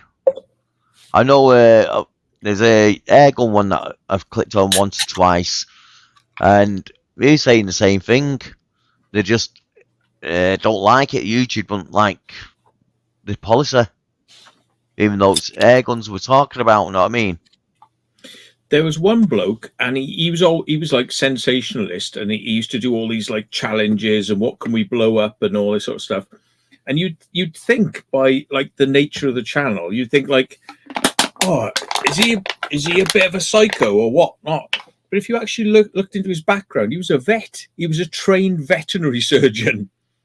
But that's what he just had a fascination with firearms, and sort of like, tried to hit targets and blow things up and stuff. But he was a vet. Like, you couldn't ask for a more sort of like serious person that, you could trust, than something like that. But brought up with guns, liked guns, and then thought, oh, I can make something out of this on YouTube. It's funny, Yeah. What? Was found shot dead? No. When was that? Not heard that. No way. Hang on. You're fucking kidding me. FPS Russia almost dies, or let's just have a look. Co-owner. Co-owner. Oh, okay. Not the actual Kyle Myers was the actual presenter. Oh, shit. Oh, hang on. Why did Kyle go? He ordered and received 25 grams of butane hash oil online. And he was served a warrant on his house, placing him in custody for felony possession of controlled substance with intent to distribute. No way, he went to prison. What the fuck? Oh. Nice one for letting us know. Yeah. Bloody hell. I thought he died then. That's really sad his colleague died. I wonder what the circumstances were behind that. That sounds dodgy. Jesus. Yeah. Let's have a look. I always thought that, like you say, he got busted off the police and that was it then. They just took his channel down, but didn't hear nothing else. He had 6.9 million subscribers, and his channel's gone inactive. Yeah. Oh, Keith Ratcliffe. It says the death of Keith Ratcliffe.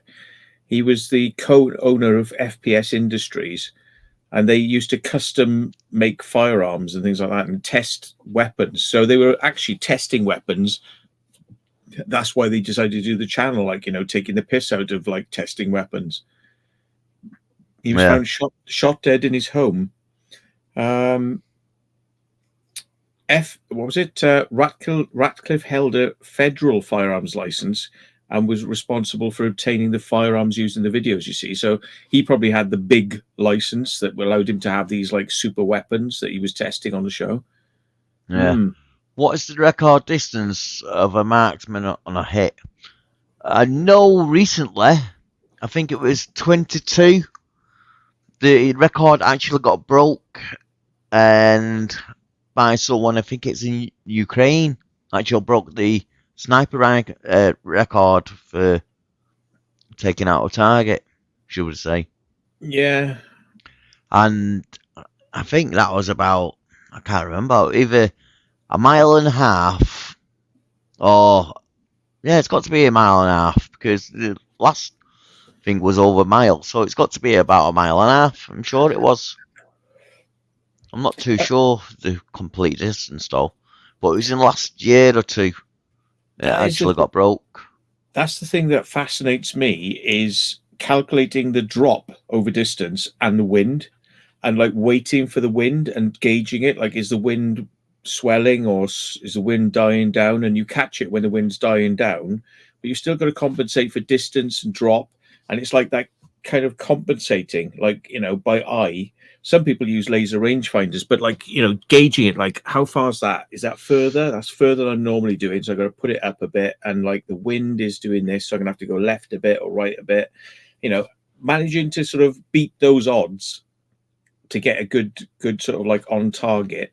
That's what I found most fascinating is it's like, that was the thing really. Yeah. I watched something on YouTube not long ago and I knew about the record being broke. And they're talking about the sniper man, yeah, is the actual one who pulls the gun, pulls the trigger.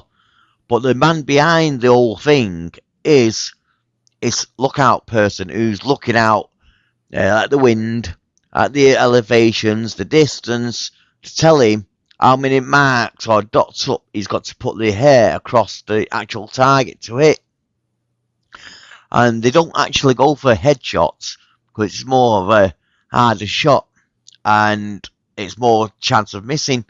So they actually go for the upper body because it's more mass to hit. And obviously with a big sniper rifle bullet like that, it goes to take you out if it hits you.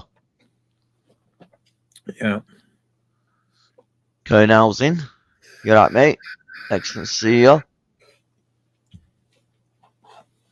I've always said if I went to the States, I would like to go to a shooting range and like fire some really big weapons and like a machine gun and stuff like that, sort of like fire AK-47 like and see how hard it is to keep it like in line, just feel that sort of stuff. Yeah. But yeah, you know, a lot of people do that. They go to the States and then they go to like shooting ranges and just play around with stuff because you can't really do that in this country. You can actually. You can go to bird shooting, clay pigeon shooting. Mm. So it's like shotguns basically over here that you can really major get hold of and just try out for a day at certain clubs, obviously. So I wouldn't mind doing that maybe because I never shot a shotgun and everyone says you get a kick out of it. Yeah. So it'd be quite an interesting experience, I think, for me. I would be interested to try it just to know what it's like. But I mean, it's just at the end of the day, it's just another sport. Like, you know, I mean, I used to play. Believe it or not, I used to play like lawn bowls. You know, I was quite good at it. You know, not bad. And you know, it's like I used to like badminton as well. But you know, these are things where it's not like ultra competitive. It's just like sedate. Bit like, you know, a bit like golf. You know, it's kind of like you just sort of wander around and then you do your thing, and then it's like sedate. It's not like full on like trying to, you know, crunch somebody and like, you know, it's not like adrenalized and out of breath and you know, it's just like like a skill sport. You know, something where there's a level of skill involved where you have to kind of use your. I mean, like pool as well. I'm not brilliant at it, but I like it. Whenever I get a chance, I'm in a pub. I love to have a game of pool because it's just like, you know, it's just like that skill, like the concentration, trying to gauge it right. You know, just the right amount of push. You know, not too much, not too little. It's like, yeah, I like that sort of stuff. Mm-hmm. Yeah, they say you're not allowed pump actions over here, but that's not actually true. You're allowed pump action shotguns in this country. Yeah, that's. Hope you had a good New Year and all that. Nice to see you in. Pump actions, you allowed them up to hold up so many cartridges in a UK pump action. After that, after a certain amount, it's illegal then. So, yeah. Yeah. But I always got told that they were illegal, but I found out they weren't. Yeah, cycling is a sport. Thanks for that. Is it? Shotgun license. I don't think they give me one because I got a criminal record, so they're not going to give me a. So I might be able to go as part of a club and take part in something, but they never give me any sort of license for that sort of shit. I think it's a place near us called Waterford. Bake Up over that way. There's a shooting range up there. I remember one of her dogs passing away, and we had to get it cremated, and went that way and to Pet Cemetery, and they cremated it for us. And while we were there, we could hear like shotguns going off, and it's a farmer's field behind. They had a shooting range. Yeah. See, I wouldn't mind like clay pigeon shooting, but I wouldn't want to go out shooting birds and, you know, hunting. That's not my thing. No. But I mean, I wouldn't mind shooting like clay pigeons. Yeah, exactly. You're not hurting nothing then. Like I say. But yeah, this shot after shooting in the sky, if you miss a clay pigeon, the shot eventually will come down, and it's because it's shot. It's only small, like little dots, little pellets. Well, you can get different grades, heavier pellets and stuff like that. But most clay ship pigeon shot is quite small, I believe.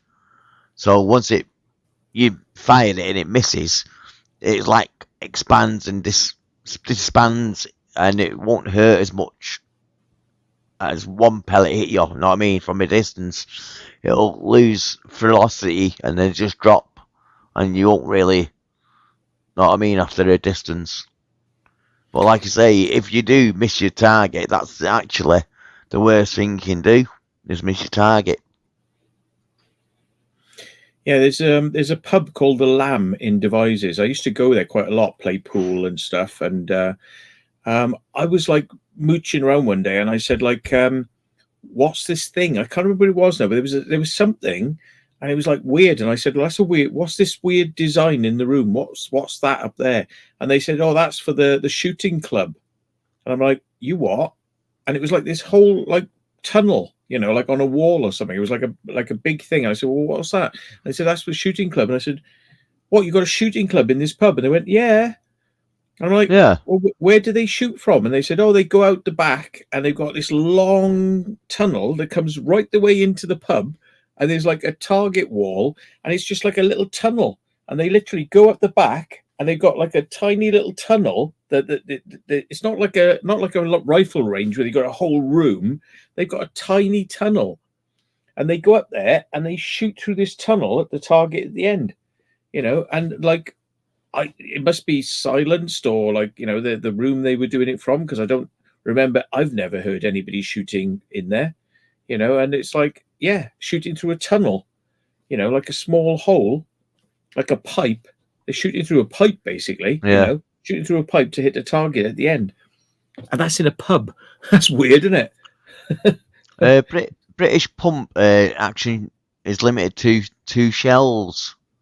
Ah, right. So even though it's a pump action, you can only allow to have 2 in the chamber and 1 in the barrel, I believe.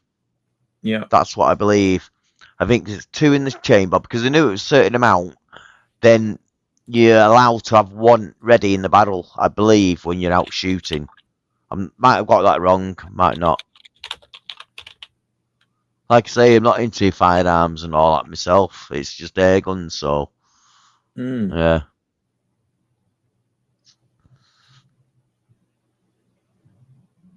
Yeah, the Archer's shooting range. What's that? Target shooting?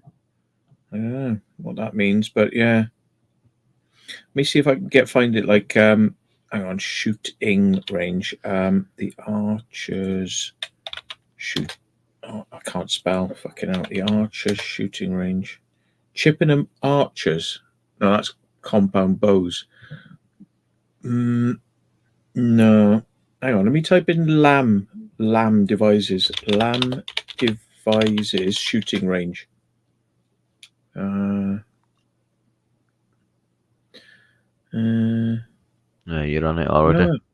No, it's not jumping out at me, but they had one. It's weird. It's like a pub having a skittle alley, you know. And they go like, oh yeah, go down in the basement. They got a skittle alley, and you go like, oh shit, I never knew that. And it's like this pub, and it was upstairs. It wasn't downstairs. It was upstairs in the pub. They had this like long tunnel range that was like, yeah, weird. Yeah. I found a World War II firing range, or should I say, someone took us to one. ALW, and I've not actually put the video out. There's a couple of videos that I've done with ALW I've not put out. The Archers, not the Archers. The Archers shooting range. Yeah, it's not popping up. Where is it then? Shall I say devices? Because there's one in the shooting centre that's the Ranges is called, the Ranges, but that's in an old railway tunnel. I know that one in devices. Yeah. I've always thought about popping in there and having a little go maybe, but I've never got round to it. It's one of those things. It's like, oh, that'd be interesting. Like, you know, go for an afternoon, like, you know, play around. You know, but I never got round to it. Yeah. Mm-hmm. The funny thing about that place called the Ranges was that was where Michael Ryan, who went nuts with a weapon, killing everyone in Hungerford, he trained in the Ranges, and they have gone out of their way to try and kind of like obscure that fact because he used to go there. Was that the shotgun guy? He had automatic weapons. Oh, the automatic one. Yeah. Yeah. I was thinking about the guy with a shotgun that went down the street and he just shot his street up. So that went a couple of years ago, that weren't that long ago. Yeah, this was 20, 30 years ago, Michael Ryan. And he holed up in a school in the end and shot himself. Yeah. Yeah. And funnily, I've told the story before, but I'll just say it very briefly again. A friend of mine lived in the middle of Savanac Forest. We had a party, like lights and disco, rave fucking party at his house. And when we were there, I was chatting to him and I was like, oh, nice out here. It's quite quiet. And he goes, yeah, when you ain't got people shooting you up. I'm like, what do you mean? And he said, oh, well, Michael Ryan, our house was the first place he went. He came with a woman. He abducted a woman and a kid, took him into the forest and came to this guy's house, right? Shot the woman out the back and then came up to the house and knocked on the door. Nobody answered because they were all asleep, and then stood back from the house and riddled the house with bullets. Then he got in his car, went to a petrol station, shot the petrol station up, and then from there he went on to Hungerford, and then he shot up loads of people and then killed himself in the school. But the very first place he was where we were having a party, and I knew the location. It was like, shit, you mean like this was like a scene of a massacre, basically. Yeah. It started here, like, wow, Yeah.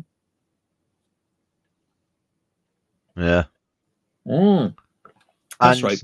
Plymouth. I remember that. Something about Plymouth. Yeah. Yeah. And about the shotgun one, they're saying where the guy walked down the street and shooting his neighbours and his family or whatever. That happened not too long ago. They started to crack down on shotguns a lot more now, and firearm licenses for shotguns. Because, like I say, there's this one guy I watch, or I've clicked on a few times on the air rifles and stuff, and he was talking about the firearms actually being getting took off people now, even though they're registered and stuff like that. One, because they can't get the license renewed because the police are taking too long to do it, and once that obviously runs out, they've got to hand the weapons in. If they don't, the police come round and have them, and if they're not in the club or someone with a firearms licensed, which with their serial numbers and all that, know what I mean? They're not allowed them. They take them and get them done.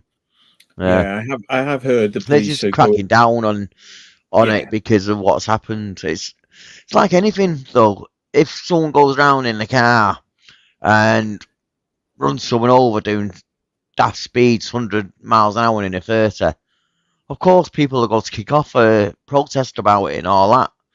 It's why ban, like there's a Mancunian flyover near us, a car coming across there, and he actually crashed, sniffing helium.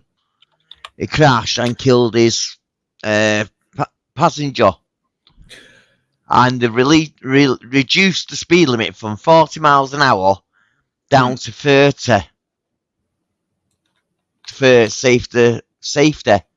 But don't understand that, because the speeding guy was doing over 100 miles an hour when he crashed, well over the speed limit.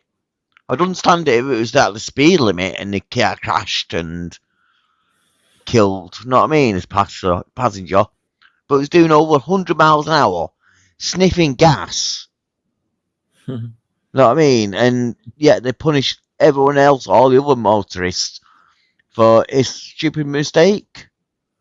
You know what I mean? It's stupid. They shouldn't really do that. Yeah. And, well, I suppose it's a bit awkward in a way, like I say, a bit of touchy issues if you've got people walking around with shotguns doing things they shouldn't do. Yeah, Urbexy says the problem if you have a license, if you use the gun for self-defense, you're screwed. Well, it depends on the circumstances. Like if you have like retreated into your house and somebody comes in and they've obviously got their intent to harm you, and you've given them due warning, and then they're still coming at you, and then you shoot them.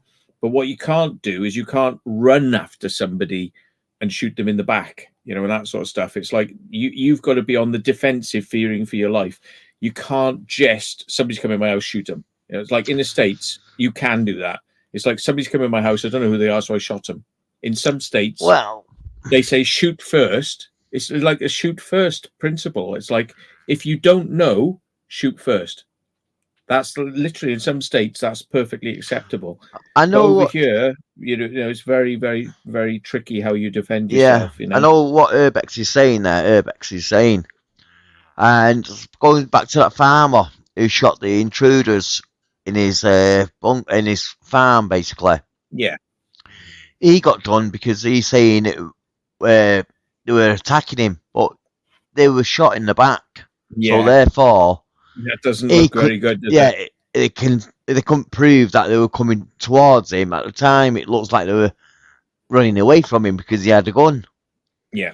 And if you got the gun in your house and you're licensed and you allowed it in your house if you've got no kids or whatever, accessible quite easy if no one else is allowed in your house. But if you've got it there ready at the door waiting, if anyone's come in and it's the first thing and you use it as a defensive weapon, yes, then you could get done for using it as a deadly weapon. But like anything, any object, a baseball bat, that could be a deadly object. It can have you for that if it's at the front door of your house. But Yeah. if it depends on the situation. Say that you're cleaning your shotgun or you're testing it or you just came home from shooting or just came in from shooting outside and you're unloading the magazine or whatever and someone comes in, obviously you go to, and then they attack you, you go to use what it is closest to you, i.e. the gun, boom. Yeah, if you're eating tea and grab a knife, what you eat, use a knife to defend yourself. Know what I mean? Yeah. That is different unless you've got the knife there at the side of the door waiting for someone to come in and you use the knife. That is, like, say, a weapon, a deadly weapon, so you would get charged for that. It all depends on the circumstances at how you got this thing in your hand. If someone's grabbing you and tries to kill you, obviously you're grabbing round and whatever you're grabbing, you grab the first thing. You know what I mean? Oh, this is a broken padlock. So, yeah, that could be a deadly weapon. But because it's just lying about, it was not just there for defence. It's the first thing I can grab while I'm getting attacked. Yeah, you know what I mean? The first thing Will grabs is a broken padlock, and everyone else is going like, "So why you got a broken padlock in your house then?" Got a piece of wood as well. Yeah, I know somebody who somebody came in and they basically had a knife in their hand, but he'd come to the door because he was literally making food in the kitchen, and he'd come to the door, and he had a knife in his hand. Yeah. And this guy came at him with a knife in his hand, and he stabbed him, and the police praised him for it. They said this guy's a wanker, and he's been fucking mugging off grannies and fucking everyone. He's like, we hate him. And the police went, well done, mate. You defended yourself. But yeah, it's like, exactly, defending yourself. Yeah. He killed him, It's like, but it was him versus this guy. This guy was going to come in his house with a fucking knife, It's like, yeah. Yeah. Oh, yeah. I'll throw the link up. It's getting a bit late now, so yeah. Alec Baldwin could be judged in New Mexico. He risks a few months of prison. Really? Well, but because of that accidental shooting that happened, where, like, was it not meant to be loaded, the gun, and it was loaded, and he shot somebody? Who's that? Alex Baldwin, the actor. He's like, he was handed a loaded live weapon. Oh, was it on a film set? On a film set, yeah. Yeah, yeah. And it's supposed to have been handed blanks, but there was a live bullet in it, and he actually killed a person, like you say. Yeah, I remember hearing that. But the thing is, if somebody hands you a gun and you don't know what's in there, right? And they're supposed to be the firearms expert because movies are supposed to have a firearms expert, and they're literally meant to check everything, and they're meant to take everyone aside and say, "This is how you handle firearms. This is what you do, you don't do," and then they go, "Right, Mr. Baldwin, here's your weapon," and he goes, "Well, he's the expert," and he fires it, and it kills somebody. That's what happened by the sounds of it. But what? He's the one liable? That doesn't sound right. Doesn't sound right, unless they're saying that he didn't employ good enough firearms people for the movie. So he is liable because he's the producer. So he hired the people and they weren't up to standard. That could be a possibility. Yeah. Yeah, someone could have loaded it up without him knowing, but yeah, could be a murder. Actually, knowing that gun's got to be pointed at a certain person. Someone could have planned it. Brandon Lee in that movie, the Crow, he got shot, didn't he? There's fucking live ammunition in the gun. Did he? Yeah. Yeah, the movie The Crow. Yeah, that was Bruce Lee's son, and he got shot and died. Because unlike the movies, generally when you get shot, you're pretty fucked. It's not like the movies where you get up and fucking start like, oh, I'll just suck it up and just carry on fighting, Yeah. Yeah, I've noticed in the movies, we all know it's entertainment anyway. Like we said before, with torches, a candle walking in tunnels and gases.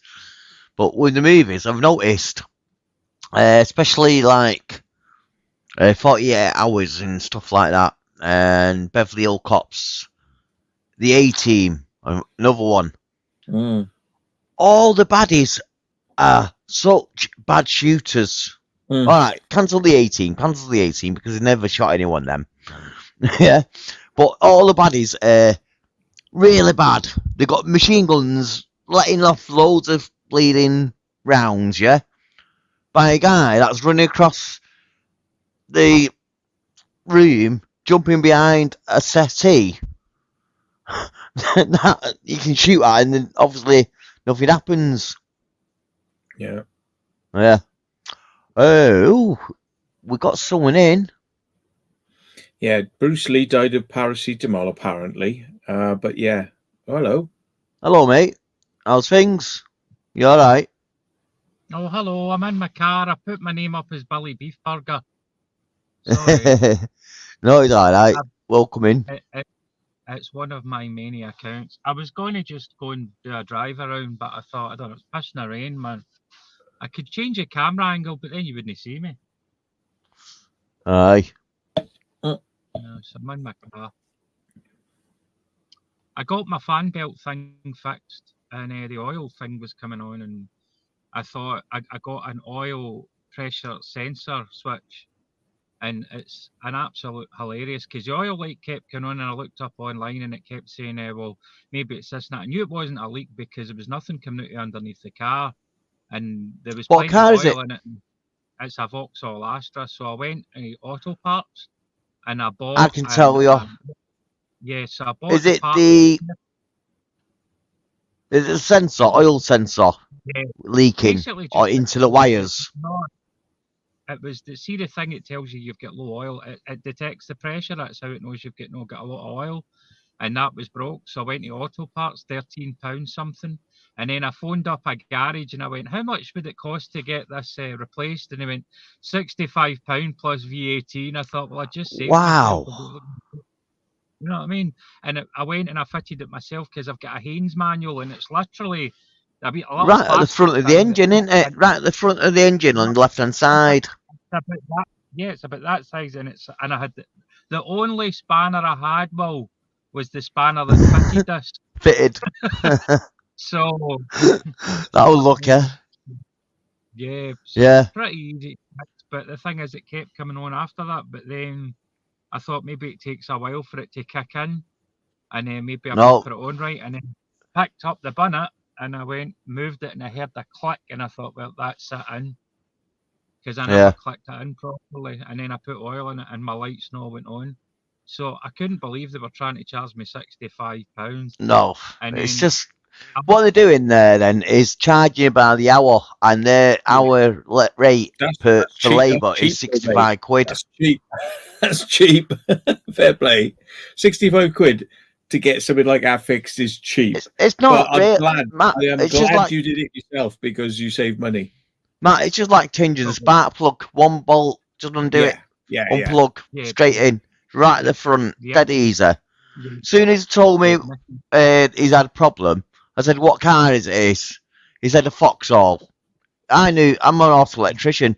Instantly, I knew straight away it's the oil sensor. If it's not sensor, the oil comes through the sensor and then into the wires, and then it actually damages the wires. So even if you get a new sensor, it might be the wires that are actually knackered. So you have to replace the wires as well. But you're lucky because it's just a sensor that went on yours. Well, the oil light has not come on since then, but I had a smell of petrol, and I looked that up as well, and it's like, check your petrol cap, which I did, and then they said eventually, check your spark plugs.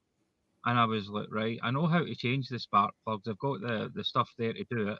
And then I phoned up and I said, well, I kind of was like, well, do I do it myself or do I pay for somebody to do it? And I phoned up Halfords, and Halford were wanting £185 supplied and fitted for my spark plugs. And I went and got two. You take off the ignition coil, because in an Astra you've got two torque bolts. You take them off, unplug it, pull it out, and then you just get the fucking thing and you tooth it in and twist it, and then you just £20 it cost me for the £22 for the spark plugs, and Halfords were trying to charge me 180. Yeah, but that's Halford's a quick fit, mate. Fucking scum. Yeah. They will charge you through the roof, man. Seriously, and I shaved my head as well. So.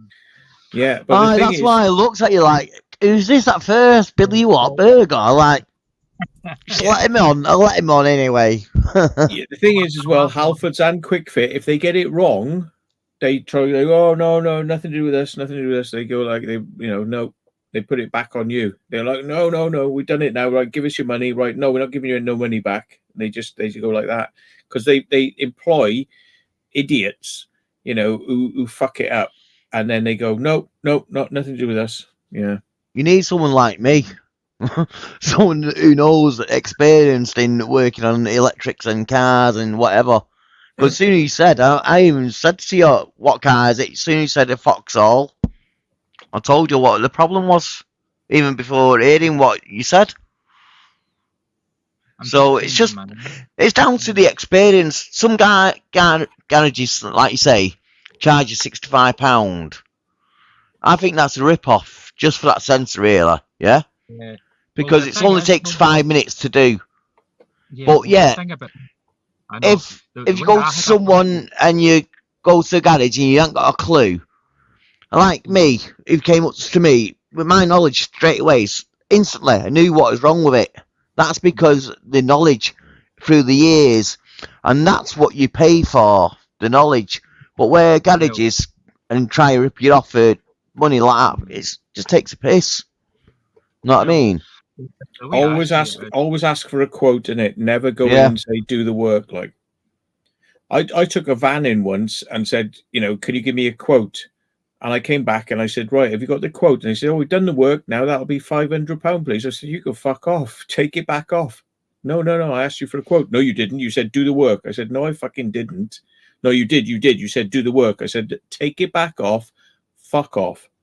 Yeah. And did they? Yeah. Yeah. I made him take it back off. I said, no, I'm not paying that. Fuck off. I asked for a quote. I didn't authorize this at all.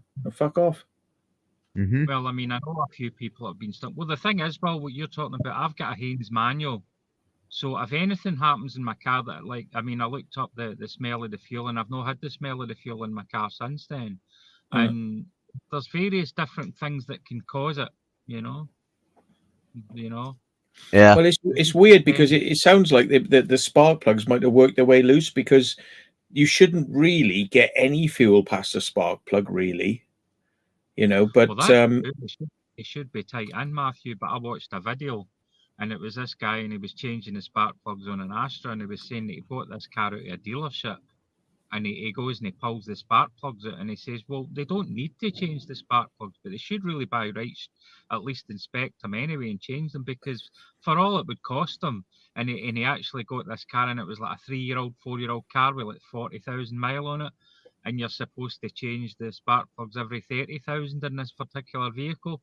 And because Astra or Vauxhall are actually owned by GM, they actually have GM on the... How he knew it was actually the original spark plugs is because the spark plug said GM on it. And he pulled it out and he went, this is from my dealership. Yeah. You know, yeah, they're all full of shit, man. They tried to Can I just say goodbye, good night to this guy at the bottom left a comment. Enjoyed this live stream. What do you mean this live stream? What about all the other ones in the past? Didn't you enjoy them? Of course, I know you did. Anyways, nice one, mate. I'll be back in a minute. Yeah. Yeah. Sorry about that. He was shooting off, so I had to just say good night to the guy. Well, It's cool. I'm of the thinking if I can try and do it myself, I'll do it myself. You know? Yeah. Because that's it. I mean, you know, the only thing that kind of holds you back is the stuff in the middle of the engine, because you need to take, like you were talking about the oil pressure sensor, is getting to the part. Well, if it's right in the middle of the engine, then you're fucked. You need to get a mechanic to do that, you know? Yeah. But if it's a bit that's on the outside, or if it's the air component or the air filter housing, that you can take that off very easily. You can take a battery out and you can take the thing that the battery sits on it very easily as well. You know, it's not that difficult, but, you know, when it comes to wires and stuff, it can be like, well, I don't know where that goes to, you know, and the Haynes manual is quite good. It really is. It's a very good thing, but it's not like years ago where it's very easily indexed. I'm finding it easy to find things in it, Will. Yeah. You know, very difficult. Yeah, once you get the Haynes manual, once you work around the actual, well, I'm talking about the electric manuals now, not Haynes part, electricals, the diagrams and stuff. When you first look at them, you're looking at them and thinking, what does this mean? And that's going off that page and that's going off here. And it's hard to understand, but once you know what you're looking at and you can read a wiring diagram, I can read a wire diagram a lot easier than I can read text, no actual writing. It's weird. I'm just this is lexic. I'm not great at reading and writing, but yeah, I can look at a wiring diagram and instantly know what's what, or not instantly, but I can follow it quite easy like a map. Because with wiring, you got to go like follow it and see where it goes from one point to the other. Well, I mean, I know there's a lot of things that you can do to reduce the chances you having to go to a garage. Like, I mean, it's like the small things like taking the battery terminal off and just giving a wire brush and just giving them a clean. Yeah, maintenance. Like maintenance. Yeah, just basic, very, very. And it's like my fuse box. It's like opening it up. Take a photograph of it first before you start pulling things out, and then try and find a diagram for the fuse box, and then check the fuse. The amount of people I think there was a woman I knew years ago, and she had something wrong with her light, and she took it to somebody, and they were like quoting her £600, and she went, "No, don't do the work. Do not do the work. Just leave it. I'll get somebody else to fix it." And she took it to her friend, and it turned out it was just a fuse that needed changed. Yeah, like where I used to work. There are people out there. You know, I work this place, yeah, and the customer comes in in a convertible. I think it's a Peugeot or something like that. Oh, the convertible roof's down, it won't go back up, or it's the opposite way around, or whatever. So I was like, okay, right, we've got two things. This is what I thought in my mind. I've got two things. You can either take it in, have a quick look, say we'll have a quick look and charge you so much an hour to look at it and try and sort out the problem. Or I thought to myself, right, it's a Peugeot and it's got this like mat at the back. And so I just said to her, "You been shopping?" She went, "Yes, I have." I went, right, it'll cost you minimum charge £5 and I'll fix it straight away. So she went, what? What do you mean, £5? I went, yeah, £5. So she gave us the £5. I go over to the boot, open the boot up and says, look, when you're shopping, make sure this tray's in the place there because it's got switches. Clicked it in place, closed the boot, try it. Roof worked. Know what I mean? If I said that without, oh, yeah, just put your parcel shelf in place, and drive off, they wouldn't have paid or nothing, but because of my knowledge, I could have charged them, oh yeah, leave it here for an hour, and charge them £65 an hour. But no, because they know instantly what type of car and what type of faults come with what cars. With my knowledge, I'm fair. I just said, no, minimum charge £5. So I got the £5, because it's only a 2-second job, just put the partial shelf down and it's done. So I give it to my boss. My boss said, oh, we could have made £65 there, or whatever. Yeah, right. Yeah. I said, no, that's not the way you do it. You look after your customers, now they'll come back. Know what I mean? And like you said, with your switch, I came straight away to telling you what the problem was, virtually. It's all down to the knowledge. And people charge you for knowledge that they don't know. Where, oh yeah, £65 an hour, even though they don't know what they're doing. Where you go to a proper person or a proper someone that actually knows, they can diagnostic your vehicle just by listening to the story or what's happened, or it'll take them half the time, if not quicker, to diagnostic the problem and get it solved. You know what I mean? And take it to people who are just after the money and thinking, yeah, we'll fix it eventually and work out what's what.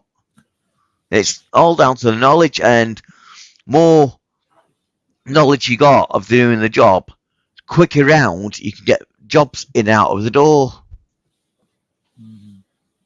Know what I mean? I watched Scotty Kilmer and I watched Chris Fix. He's quite good, you know. But that's what. Yeah. Really, Scotty Kilmer's really good. I mean, he doesn't give a shit. He'll just come out and he slags off car companies, and he'll call a spade, and he'll just say this is wrong, that's wrong, because he's not getting money off anybody. He's already made his money. Do you know what I mean? He's a guy in his 60s. He's been a mechanic for 40 odd years, so he doesn't need to get money off big companies and stuff. But then again, he criticises nearly every car that he talks about. Do you know what I mean? Yeah. That's one thing I can't do, welding. If I could weld, my classic car would be done. I got a Vauxhall Nova there, and yeah, I don't want to ruin it by welding. If I could weld, that'll be done now. Yeah, I'll be driving around in that. How does that work with it? Have you got and you're in Manchester, have you got the emissions thing, the low emissions? Well, it's a Vauxhall Nova and it's a 91 model. So it's doesn't apply to all that crap, I don't think. It's too old. Well, I don't know, but I think the older it is, the actual... I think it depends on... Is it petrol? Yeah, petrol. What's the size of the engine? It's 1 point... On the logbook, it's 1.4, yeah? But in the engine bay, there's no engine. There's no engine in the engine bay. In the boot, there's a Vauxhall Calibra 16 valve, red top, 150 brake engine with gearbox, ready to go into the engine bay. It's not in the engine bay because the engine bay is rotten and needs welding up. Hence, no point in putting the engine in to take it back out. But it is a 2 litre engine they've got. But because it's a mix match and it's a old school thing, it's one of them ones that don't know what to do with it, do they? Well, I know I'm okay because I checked, because you can go in the LEZ, it's called the Low Emission Zone website, and you can check. I think London's, they call it the ULEZ, what is it, Ultra Low Emission Zone? Yeah. And it actually did meet the criteria, but he was getting fines, and he had to actually write to Porsche, and they wrote back saying that this car is below the emissions limit. pass, and they still kept sending them letters. Yeah. Crazy. Because they're trying to say that the AI, it's never wrong. Their cameras are never wrong. No such thing as anything that has been created by a human being that is fallible or infallible. You know, there's always that potential for mistakes. And when they were talking about the computer that beat the you remember the chess computer where the guy had to play against the computer and the computer beat him? And it's like, well, who programs the computer? 100 or 200 different people. So that guy, in theory, is actually playing against 200 people. He's not playing against one computer. Yeah. You know what I mean? So it's just a con. But I think AI I think AI is more scarier than anything right now. Because there was a Christian guy, and I was watching his video, and he put this stuff on. He was talking about AI robots, and there was one of them actually came out and said, "No, we want to destroy humanity," and I think they want to take over. I mean, Matthew went to that place. What's it called? That place that's got the road in it that's called Skynet, and it's got the bunkers. You know, it's got Matthew. You actually drove past it, and it's Skynet Drive, and it's actually and that's And the actual story of Terminator 2 is the computers become aware, and they want the actual machines take over. It's very, you know, it really is very scary. And I watched an episode of I've got an app that gets me all the X-Files, and there was one in it, and it was made before the Columbia. Didn't know how you had the space shuttle disaster. It was Challenger, and it was like the O-ring that broke. 2004, which was before the Columbia, and they were saying that in the TV series, they went through these documents and they found, oh, this guy knew about this O-ring and stuff like that, and then they spoke about the Columbia, but they never mentioned it in name. It was like what happened with the Columbia shuttle was on the front of the space shuttle broke, and that's how when it was coming into re-entry, the heat. They've got these tiles on the front of the space shuttle that when it gets so hot, it prevents it from exploding. And one of them broke.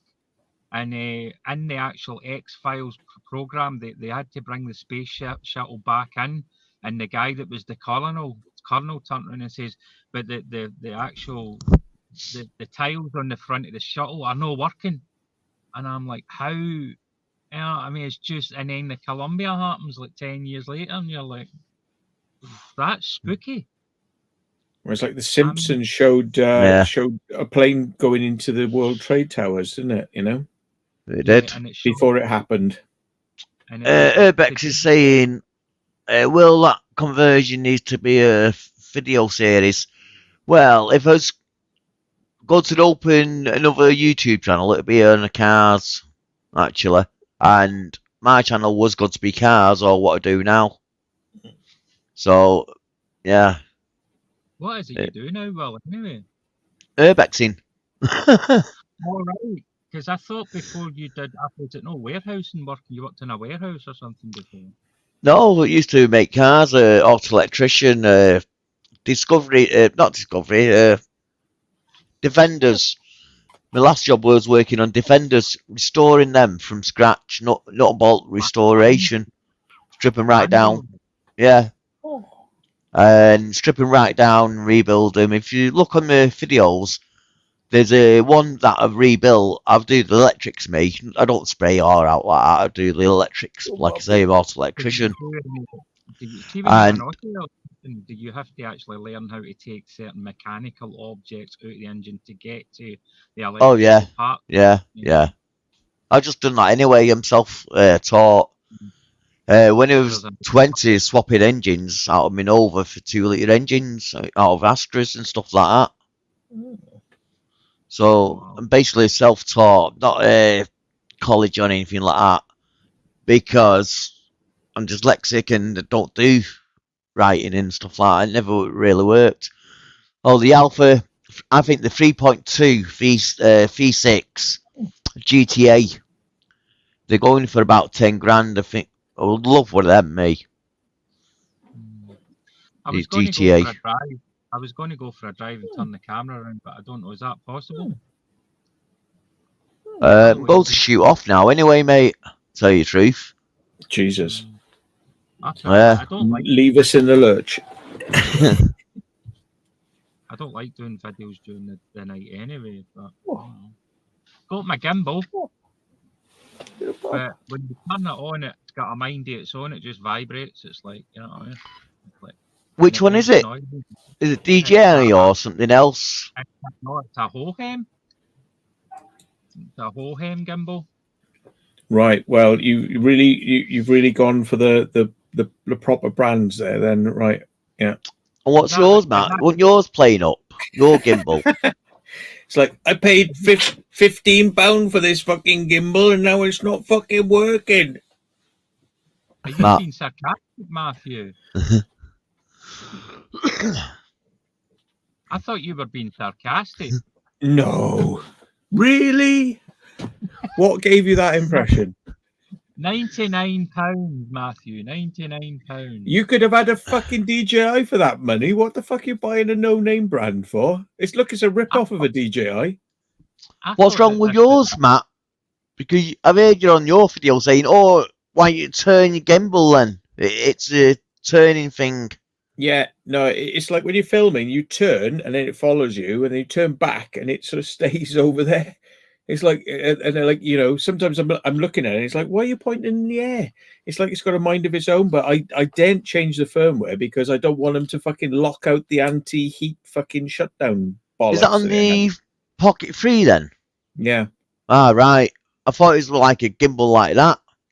To be honest, I've got used to it now. It's kind of like, it's kind of, you know, you get used to the foibles. It's like, that's the number one thing now, is it doesn't shut down, it doesn't overheat. But it does go. No, I'm not going live now because I got to get up in the morning. Somebody wants me to go and check out their radios from. So Angel looks hungry. Angle, even. Yeah. I'm charging up. Sorry, I was just plugging in my. How much is a DJI gimbal, Matthew? And what's they're about 100 quid. Usually you can get them on an offer for about 100 quid. But the thing is, if you buy no-name brands, then like, are they going to give you firmware updates? Are they going to is it going to be finely polished? And the other thing is, do you know how to balance a gimbal? Yeah, well, you just hit that button. No. Do you just put your phone in there and turn it on? Yeah. Yeah, well, that's your problem. Yeah. Learn about that. There and I just press the button and it just goes on its side and I just move it and it moves. Yeah, yeah. Nah, that is your problem. It has to be balanced. It has to be balanced. You know, you can't have an unbalanced gimbal, and it can and it can be balanced to the left or to the right. And the worst one, which is harder to correct, is the front back, because that you know, you've got to balance it up so that, like, you can literally, when it's turned off, you can move it and it stays in the same place. You can move. Yeah. If when it's turned off, if it drops to one side, that's unbalanced. So can I balance that if I know how to, though? Yes. But you have to go and look on YouTube. I mean, I can tell you how to do it now, but, you know, it's literally, it's a no-brainer. When it's turned off, it literally has to sit in one position and not go one way or the other. You have to balance the phone up, which means moving it left or right, forwards and backwards, and adjusting it. Yeah. If it's not balanced when you turn it on, the thing's going to struggle. Yeah. Well, the thing about that is I no longer have the instructions, Matthew. But you says it's a no name. I looked up on it and it was like a YouTube, and it was a woman that did a YouTube video and she was going through all the different types, and she's like, and she actually gave this a good write up. That's why I bought it, Matthew. Yeah. Well, yeah, they often get freebies for saying things like that. The thing is, I mean, I've had a few cheap gimbals in the past. They've lasted me like 4 or 5 months and then they've just died. And I bought another one, and that one died 4 or 5 months later as well. You know, it's like, you get good ones, you get bad ones. You know, somebody who's doing a review going, oh, this worked really well for me because they got a small phone, which will balance on it because they got a small phone. Well, you might have a big phone, and that may not work on that type of gimbal. There's a lot of factors, and, you know, DJI probably are the best gimbal makers. I would trust them to kind of get it right. But even I've seen people like just chucking a phone on it, just literally going like this, grabbing it, putting the phone in there and turning it on. It's like, well, where's the balancing? You haven't balanced it. And the fucking gimbal's struggling. It's like,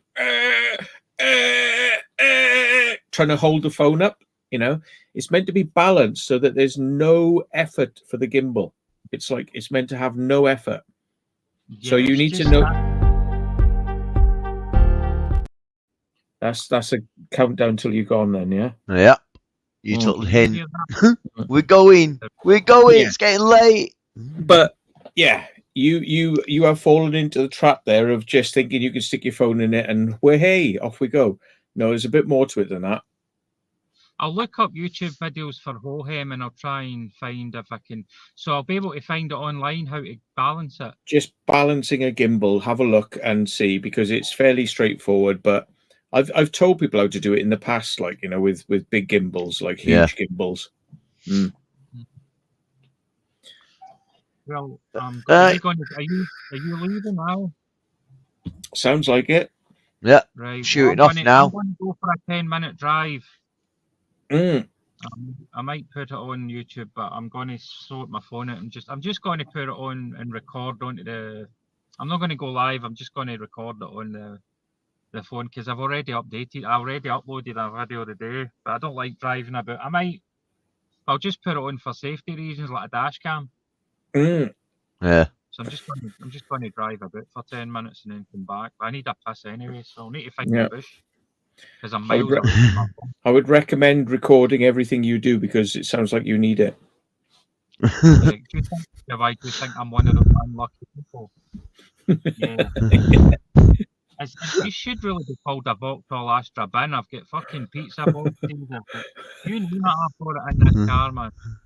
I've got like bottles of water. I've got crystals. I've got like, you know what I mean? I've got Greg's and stuff, and you know, it's like. Right.